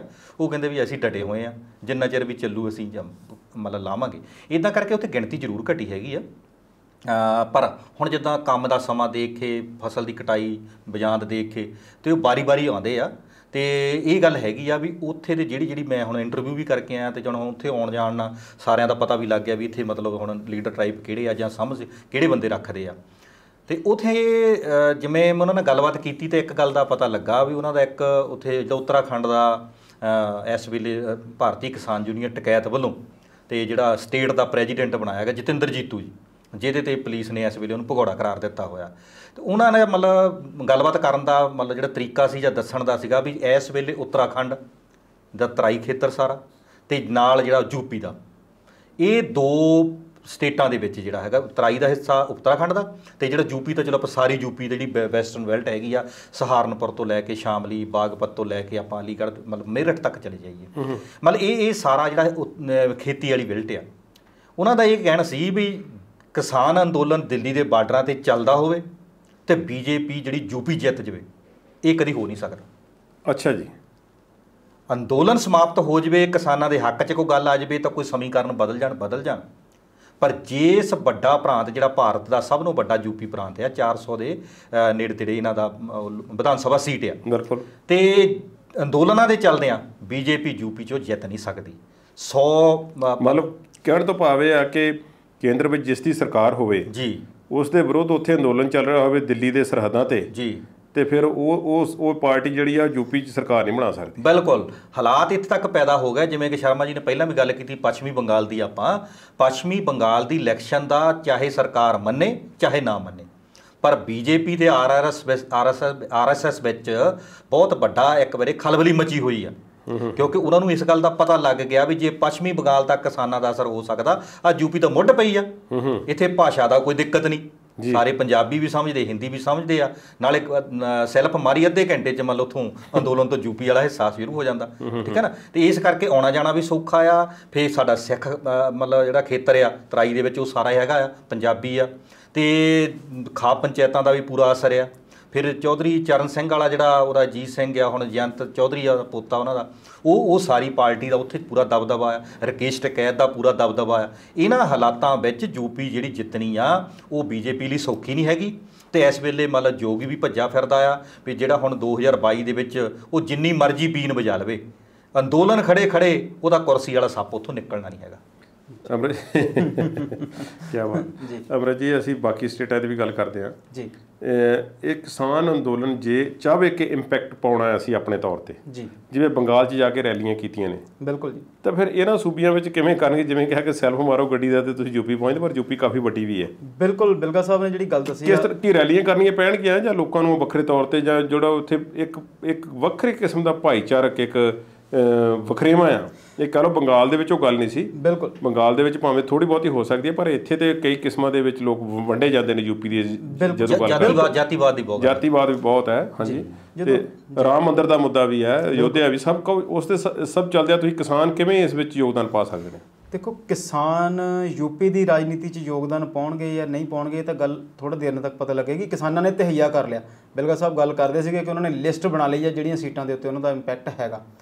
ਸਾਰੀ ਯੂਪੀ ਤੇ ਇਹਦਾ ਇੰਪੈਕਟ ਹੈਗਾ ਕਿ ਨਹੀਂ ਹੈਗਾ ਇਹ ਨਹੀਂ ਆਪਾਂ ਕਹਿ ਸਕਦੇ। 30 ਜ਼ਿਲ੍ਹੇ ਆ ਜੀ, 30 ਜ਼ਿਲ੍ਹੇ ਜਿੱਥੇ ਪੂਰਾ ਯੂਪੀ ਦੇ ਜਿਹੜੇ 17 ਜ਼ਿਲ੍ਹੇ ਨੇ ਜਾਂ 16 ਜਾਂ 17 ਵੈਸਟਰਨ ਯੂਪੀ ਦੇ, ਉੱਥੇ ਮੈਂ ਕਾਫੀ ਦੇਰ ਕੰਮ ਕੀਤਾ। ਸਾਡੇ ਕੋਲ ਕੋਈ ਗਵਰਨਮੈਂਟ ਦਾ ਪ੍ਰੋਜੈਕਟ ਸੀ, ਅਸੀਂ ਉਹਨਾਂ 'ਚ ਘੁੰਮੇ। ਸਹਾਰਨਪੁਰ ਤੋਂ ਲੈ ਕੇ ਮਥੁਰਾ, ਵਰਿੰਦਾਵਨ, ਏਟਾ, ਇਟਾਵਾ, ਮੈਨਪੁਰੀ, ਰਾਮਪੁਰ, ਬਿਜਨੌਰ, ਇਹ 16-17 ਜਿਹੜੇ ਜ਼ਿਲ੍ਹੇ ਨੇ। ਮੁਜ਼ੱਫਰਨਗਰ ਜਿਹੜੀ ਇੰਡੀਆ ਦੀ ਕ੍ਰਾਈਮ ਕੈਪੀਟਲ। ਤੁਸੀਂ ਇਲੈਕਸ਼ਨ ਤਾਂ ਨਹੀਂ ਲੜਨੀ, ਇੰਨੇ ਯਾਦ ਕੀਤਾ ਨਹੀਂ, ਅਸੀਂ ਉੱਥੇ ਹਰ ਜ਼ਿਲ੍ਹੇ 'ਚ ਹੈੱਡਕੁਆਟਰ ਸੀ, ਘੁੰਮੇ ਬਹੁਤ ਜੀ, 2-4-6 ਮੈਂ ਉਹੀ ਗੱਲ ਕੀਤੀ। PK ਵਾਲੀ ਟੀਮ ਦਾ ਹਿੱਸਾ ਨਹੀਂ, ਗਵਰਨਮੈਂਟ ਆਫ ਇੰਡੀਆ ਦਾ ਇੱਕ ਪ੍ਰੋਜੈਕਟ ਸੀ NPR, ਨੈਸ਼ਨਲ ਪੋਪੂਲੇਸ਼ਨ ਰਜਿਸਟਰ, ਉਹਦੇ ਸੰਬੰਧ 'ਚ ਅਸੀਂ ਉੱਥੇ ਕਾਫੀ ਘੁੰਮੇ। ਇਹਨਾਂ 17 ਜ਼ਿਲ੍ਹਿਆਂ ਦੇ ਵਿੱਚ ਤਾਂ ਇਹ ਜਿਹੜੀ ਜਾਟ ਅੰਦੋਲਨ ਹੈ ਇਹਨਾਂ ਦਾ ਕਾਫੀ ਹੈ। 17 ਸਾਰਿਆਂ 'ਚ ਨਹੀਂ, ਵੈਸਟਰਨ ਯੂਪੀ ਦੇ ਵਿੱਚ ਸ਼ਾਮਲੀ ਜਿਹੜਾ ਆ ਉਹ ਇਹਨਾਂ ਦਾ ਗੜ੍ਹ ਆ, ਜਾਂ ਆਲੇ ਦੁਆਲੇ ਜਿਹੜਾ ਸਸੋਲੀ ਆ, ਉੱਥੇ ਇਹਨਾਂ ਦਾ ਕਾਫੀ ਪ੍ਰਭਾਵ ਹੈ। ਸਾਰੀ ਯੂਪੀ ਦੇ ਵਿੱਚ ਜਾਟ ਅੰਦੋਲਨ ਦਾ ਜਿਹੜਾ ਨਹੀਂ, ਜਾਟਾਂ ਦਾ ਜਿਹੜਾ ਪ੍ਰਭਾਵ ਨਹੀਂ ਹੈਗਾ। ਜਿਹੜੀ ਰਕੇਸ਼ ਟਕੈਤ ਦੀ ਗੱਲ ਕਰਦੇ ਆ ਉੱਥੇ ਸਾਰੀ ਯੂਪੀ ਦੇ ਵਿੱਚ ਉਹਨਾਂ ਦਾ ਅਸਰ ਨਹੀਂ ਹੈਗਾ, ਥੋੜੀ ਦੇ ਵਿੱਚ ਹੀ। ਪੱਛਮੀ ਯੂਪੀ। ਦੂਸਰੀ ਗੱਲ ਜੀ ਵੈਸਟਰਨ ਯੂਪੀ ਜਾਂ ਜਿਹਨੂੰ ਪੱਛਮੀ ਯੂਪੀ ਕਹਿੰਦੇ ਨੇ। ਦੂਸਰੀ ਗੱਲ ਜਿਹੜੀ ਯੂਪੀ ਦੇ ਵਿੱਚ ਬਾਕੀ ਹਿੱਸੇ ਨੇ, ਜਦੋਂ ਤੁਸੀਂ ਰਾਮ ਮੰਦਿਰ ਦੀ ਗੱਲ ਕੀਤੀ ਆ, ਕੁੰਭ ਦੀ ਗੱਲ ਕੀਤੀ ਆ, ਬਨਾਰਸ ਦੀ ਗੱਲ ਕੀਤੀ ਜਿੱਥੋਂ ਪ੍ਰਧਾਨ ਮੰਤਰੀ ਆਪ ਚੋਣ ਲੜਦੇ ਨੇ, ਯੂਪੀ ਦੇ ਵਿੱਚ ਇੱਕ ਹੈਰਾਨੀ ਦੀ ਗੱਲ ਸਾਹਮਣੇ ਆਈ ਆ ਕਿ ਜਦੋਂ ਹੁਣੇ ਪੰਚਾਇਤ ਇਲੈਕਸ਼ਨ ਉੱਥੇ ਹੋ ਕੇ ਹਟੀਆਂ ਤੇ ਬਹੁਤ ਵੱਡਾ ਹਿੱਸਾ ਜਿਹੜਾ ਬੀਜੇਪੀ ਨੂੰ ਉੱਥੇ ਸੈੱਟਬੈਕ ਲੱਗਾ। ਬਹੁਤ ਸਾਰੀ ਉੱਥੋਂ ਹਾਰ ਦਾ ਸਾਹਮਣਾ ਕਰਨਾ। ਆਮ ਤੌਰ ਤੇ ਜਿਹੜੀ ਪੰਚਾਇਤ ਚੋਣਾਂ ਹੁੰਦੀਆਂ, ਜਿਹੜੀ ਮੌਜੂਦਾ ਸਰਕਾਰ ਹੋਵੇ, ਮੌਜੂਦਾ ਧਿਰ ਹੁੰਦੀ, ਜੇ ਪਾਰਟੀ ਦੇ ਚੋਣ ਨਿਸ਼ਾਨ ਤੇ ਵੀ ਨਹੀਂ ਅਗਰ ਉਹ ਲੜਦੇ ਤੇ ਆਮ ਤੌਰ ਤੇ ਜਦੋਂ ਜਿੱਤ ਜਾਂਦੇ ਨੇ ਫਿਰ ਕਹਿੰਦੇ ਨੇ ਕਿ ਅਸੀਂ ਆ ਫਲਾਨੀ ਸਰਕਾਰ। ਇਹਨਾਂ ਨੇ ਜ਼ੋਰ ਬਹੁਤ ਲਾਇਆ ਸੀ ਤੇ ਪਾਰਟੀ ਦੇ ਨਿਸ਼ਾਨ ਤੇ ਵੀ ਬਹੁਤ ਸਾਰੀਆਂ ਇਲੈਕਸ਼ਨਸ ਲੜੀਆਂ ਸੀ। ਅੱਛਾ ਜੀ। ਅੱਛਾ, ਉਹ ਜ਼ਿਆਦਾ ਹਾਰੀਆਂ ਨੇ ਜਿੱਥੇ ਪਾਰਟੀ ਦਾ ਇਲੈਕਸ਼ਨ, ਜਿੱਥੇ ਤਾਂ ਪਾਰਟੀ ਦਾ ਨਿਸ਼ਾਨ ਸੀ। ਹੁਣ ਯੂਪੀ ਦੀ ਜਦੋਂ ਅਸੀਂ ਰਾਜਨੀਤੀ ਦੀ ਗੱਲ ਕਰਦੇ ਹਾਂ ਤੇ ਉਹਨੂੰ ਸਮਝਣ ਲਈ ਉਹਦੀ ਪੰਜਾਬ ਵਰਗੀ ਰਾਜਨੀਤੀ ਨਹੀਂ ਹੈਗੀ। ਜਾਤੀ ਆਧਾਰਿਤ ਰਾਜਨੀਤੀ ਜ਼ਿਆਦਾ ਆ, ਧਰਮ ਆਧਾਰਿਤ ਰਾਜਨੀਤੀ ਜ਼ਿਆਦਾ ਆ। ਤੇ ਯੂਪੀ ਫਿਰ ਅੱਗਿਓਂ ਪੀਲੀਭੀਤ ਦੂਜੇ ਪਾਸੇ ਜਿੱਦਾਂ ਅਸੀਂ ਬਿਹਾਰ ਦੇ ਬਾਰਡਰ ਵੱਲ ਨੂੰ ਜਾਈ ਜਾਂਦੇ ਉੱਥੋਂ ਦੇ ਹਾਲਾਤ ਹੋਰ ਨੇ, ਜਦੋਂ ਬਿਲਕੁਲ ਡੀਪ ਐਮਪੀ ਦੇ ਬਾਰਡਰ ਵੱਲ ਨੂੰ ਜਾਂਦੇ ਨੇ ਉੱਥੇ ਦੇ ਹਾਲਾਤ ਸਿਸਟਮ ਹੋਰ ਹੈ। ਯੂਪੀ ਦੇ ਵਿੱਚ ਜੇ ਸਭ ਤੋਂ ਵੱਧ ਕਿਸੇ ਗੱਲ ਦਾ ਅਸਰ ਪਊਗਾ ਤਾਂ ਉਹ ਕਿਸਾਨ ਅੰਦੋਲਨ ਨਾਲੋਂ ਵੀ ਜ਼ਿਆਦਾ ਅਸਰ ਜਿਹੜਾ ਪਊਗਾ ਉਹ ਕੋਵਿਡ ਦਾ ਪਊਗਾ। ਜਿਹੜੀ ਤੁਸੀਂ ਬਹੁਤ ਵਾਰ ਅਸੀਂ ਪ੍ਰੋਗਰਾਮਾਂ 'ਚ ਗੱਲ ਕਰਦੇ ਆ ਨਾ ਜੀ ਮੌਤ ਦੇ ਅੰਕੜਿਆਂ ਦੀ, ਉਹ ਜਿਹੜੇ ਅੰਕੜੇ ਦਬਾਏ ਨੇ, ਤੁਸੀਂ ਲੋਕਾਂ ਨੂੰ ਨਾ ਦੱਸੋ ਕਿ ਕਿੰਨੇ ਮਰੇ ਨੇ, ਪਰ ਜੇ ਉੱਥੇ ਜਿੰਨੇ ਲੋਕ ਮਰੇ ਨੇ ਉਹ ਫੈਮਲੀਆਂ ਨੇ ਵੋਟ ਨਹੀਂ ਜੀ ਪਾਉਣੀ। ਉਹਨਾਂ ਦੇ ਲਾਗੇ ਛਾਗੇ ਦੇ ਜਿਹੜੇ ਲੋਕ ਨੇ, ਜੁੜੇ ਹੋਏ ਲੋਕ ਨੇ, ਉਹਨਾਂ ਨੇ ਵੀ ਵੋਟ ਨਹੀਂ ਪਾਉਣੀ। ਇੱਕ ਜੇ ਬੰਦਾ ਮਰ ਗਿਆ ਨਾ ਜੀ ਕੋਵਿਡ ਨਾਲ ਤੇ ਉਹਦੀਆਂ 100 ਪਰਿਵਾਰ ਉਹਦੇ ਨਾਲ ਜੁੜਿਆ ਹੋਇਆ, ਚਾਹੇ ਉਹਦੀ ਰਿਸ਼ਤੇਦਾਰੀ 'ਚ ਹੈ, ਚਾਹੇ ਉਹਦੀ ਸਾਂਝ 'ਚ ਹੈ, ਚਾਹੇ ਉਹਦੀ ਪਿੰਡ 'ਚ, ਉਹ ਵੋਟਾਂ ਨਹੀਂ ਉੱਥੇ ਪੈਣੀਆਂ। ਹਾਲਾਤ, ਆਰਥਿਕ ਹਾਲਾਤ ਵੀ ਬਹੁਤੇ ਮਾੜੇ ਨੇ ਬਿਰਗਾ ਸਾਹਿਬ। ਇਸ ਵਾਰੀ ਝੋਨੇ ਦੀ ਲਵਾਈ ਵਾਸਤੇ ਬਹੁਤ ਜ਼ਿਆਦਾ ਲੇਬਰ ਆਈ ਹੈ ਯੂਪੀ ਤੋਂ। ਬਹੁਤ ਫਰਕ ਹੈ ਜੀ ਇਸ ਗੱਲ ਦਾ। ਹਾਂਜੀ, ਜਿਹੜੀ ਪਿਛਲੀ ਵਾਰੀ ਮਿਲਦਾ ਨਹੀਂ ਸੀ ਕੋਈ, ਇਸ ਵਾਰੀ ਮਤਲਬ ਲੇਬਰ ਦੀ ਕੋਈ ਦਿੱਕਤ ਨਹੀਂ ਹੈਗੀ, ਕਿਉਂਕਿ ਉੱਥੇ ਜਿੱਦਾਂ ਸ਼ਰਮਾ ਜੀ ਨੇ ਗੱਲ ਕੀਤੀ ਆ, ਜਿਨ੍ਹਾਂ ਨੇ ਆਪ ਤਰਦੀਆਂ ਲਾਸ਼ਾਂ ਦੇਖੀਆਂ ਦਰਿਆਵਾਂ ਦੇ ਵਿੱਚ, ਰੁਲਦੀਆਂ ਲਾਸ਼ਾਂ ਦੇਖੀਆਂ, ਸਰਕਾਰੀ ਗਿਣਤੀ ਜੋ ਮਰਜ਼ੀ ਕਹੀ ਜਾਵੇ, ਕੁੱਤੇ ਨੋਚਦੇ ਦੇਖੇ ਲਾਸ਼ਾਂ ਨੂੰ, ਉਹ ਲੋਕ ਕਿੱਦਾਂ ਲੋਕਾਂ ਨੂੰ ਵੋਟ ਪਾ ਦੇਣਗੇ, ਕਿੱਦਾਂ ਮਾਫ ਕਰ ਦੇਣਗੇ ਇਹਨਾਂ ਲੋਕਾਂ ਨੂੰ। ਇਹਨਾਂ ਨੂੰ ਪ੍ਰਬੰਧ ਦਿੱਤਾ, ਇਹਨਾਂ ਨੂੰ ਪਾਵਰ ਦਿੱਤੀ, ਸੱਤਾ ਦਿੱਤੀ। ਸੱਤਾ ਵੀ ਇੱਕ ਪਾਸਿਓਂ ਧੱਕ ਕੇ ਦਿੱਤੀ, ਕੋਈ ਵਿਰੋਧੀ ਧਿਰ ਨਹੀਂ, ਕੁਛ ਨਹੀਂ ਹੈਗਾ, ਸਭ ਕੁਛ ਦਿੱਤਾ। ਫਿਰ ਨਾਲੇ ਮੁੱਖ ਮੰਤਰੀ ਜਿਹੜਾ ਆ ਉਹ ਆਪ ਜੋਗੀ ਆ, ਆਪ ਕਹਿ ਸਕਦੇ ਵੀ ਉਹ ਕਹਿੰਦਾ ਜੀ ਹਿੰਦੂਤਵ ਦਾ ਮੈਂ ਮੁਖੀ ਆ ਸਭ। ਜੇ ਉਹਦੇ ਰਾਜ ਵਿੱਚ ਮੋਦੀ ਕਹਿੰਦਾ ਵੀ ਮਤਲਬ ਮੈਂ ਬਹੁਤ ਇੰਨੀ ਵੱਡੀ ਮੈਜੋਰਟੀ ਆ, ਤੇ ਫਿਰ ਜੇ ਉਹਦੇ ਰਾਜ ਵਿੱਚ ਜੇ ਇੱਦਾਂ ਲਾਸ਼ਾਂ ਦੀ ਜਿਹੜੀ ਬੇਹਰਮਤੀ ਹੋਈ ਆ, ਤੇ ਫਿਰ ਜੇ ਕੋਈ ਹੋਰ ਹੁੰਦਾ ਤੇ ਹੁਣ ਨੂੰ ਹੀ ਨਹੀਂ ਝੱਗੇ ਲਾ ਕੇ ਬਾਹਰ ਤੁਰੇ ਫਿਰਨਾ ਸੀ। ਪਰ ਇੱਕ ਗੱਲ ਹੋਰ ਦੇਖਣੀ ਪਊਗੀ, ਇਹ ਆਉਣ ਵਾਲੀਆਂ ਜਿਹੜੀਆਂ ਇਲੈਕਸ਼ਨਸ ਆ, ਜੋ ਬੀਜੇਪੀ ਦਾ ਖਾਸ ਤੌਰ ਤੇ ਜਿਹੜਾ ਸੰਗਠਨਾਤਮਕ ਢਾਂਚਾ ਹੈ ਨਾ ਜੀ, ਇਹਨਾਂ ਨੇ ਬਹੁਤ ਵਿਕਾਸ ਕੀਤਾ ਉਹਦੇ 'ਚ। ਚਾਹੇ ਉਹ ਜ਼ਿਲ੍ਹਾ ਲੈਵਲ ਦੇ ਉੱਤੇ ਦਫ਼ਤਰ ਬਣਾਉਣ ਦੀ ਗੱਲ ਆ, ਚਾਹੇ IT ਸੈੱਲ ਆ, ਚਾਹੇ ਇਹਨਾਂ ਦੀਆਂ ਬਾਕੀ ਪ੍ਰਕਾਸ਼ਨ ਦੀਆਂ ਸੇਵਾਵਾਂ ਨੇ, ਚਾਹੇ ਬਾਕੀ ਚੀਜ਼ਾਂ ਨੇ। ਇੱਕ ਤੇ RSS ਇਹਨਾਂ ਦੀ ਬਹੁਤ ਵੱਡੀ ਜਥੇਬੰਦੀ ਆ, ਉਹਦੇ ਬਹੁਤ ਸਾਰੇ ਵਿੰਗ ਨੇ ਹਰ ਚੀਜ਼ ਨੂੰ ਲੈ ਕੇ। ਇਸੇ ਜੂਨ ਦੇ ਪਿਛਲੇ ਹਫ਼ਤੇ 3 ਦਿਨ ਦੀ ਮੀਟਿੰਗ ਹੋਈ ਆ, 3, 4 ਤੇ 5 ਤਰੀਕ ਨੂੰ ਦਿੱਲੀ। ਉਹਨਾਂ ਨੇ ਇਹਨਾਂ 5 ਸਟੇਟਾਂ ਨੂੰ ਲੈ ਕੇ ਪੂਰਾ ਚਿੰਤਨ ਮੰਥਨ ਜਿਹੜਾ ਕੀਤਾ ਹੈ। ਯੋਗੀ ਤੇ ਮੋਦੀ ਦੇ ਵਿੱਚ ਖਟਾਸ ਵੀ ਬਣੀ ਸੀ। ਇਹਨਾਂ ਨੇ ਇੱਥੋਂ ਇੱਕ ਬੰਦਾ ਭੇਜਿਆ ਸੀ ਦਿੱਲੀ ਤੋਂ, ਉਹ ਗੁਜਰਾਤ ਦੇ ਵਿੱਚ IAS ਅਫਸਰ ਸੀ, ਰਿਟਾਇਰਮੈਂਟ ਕਰਾ ਕੇ ਉਹਨੂੰ ਭੇਜਿਆ ਸੀ ਕਿ ਇਹਨੂੰ ਮੁੱਖ ਮੰਤਰੀ ਬਣਾਓ, ਉਪ ਮੁੱਖ ਮੰਤਰੀ ਜਾਂ ਕੈਬਨਿਟ 'ਚ ਬਣਾਓ। ਯੋਗੀ ਸਾਹਿਬ ਨੇ ਨਾ ਕਰਤੀ ਸੀ। ਉਸ ਤੋਂ ਬਾਅਦ BL ਸੰਤੋਸ਼ ਜਿਹੜੇ ਸੰਗਠਨ ਮਹਾਮੰਤਰੀ ਆ ਉਹ ਗਏ ਸੀ, ਹਾਲਾਂਕਿ ਉਹ ਸਾਰੀਆਂ ਇਲੈਕਸ਼ਨ ਸਟੇਟ ਦਾ ਉਹਨਾਂ ਨੇ ਦੌਰਾ ਕੀਤਾ।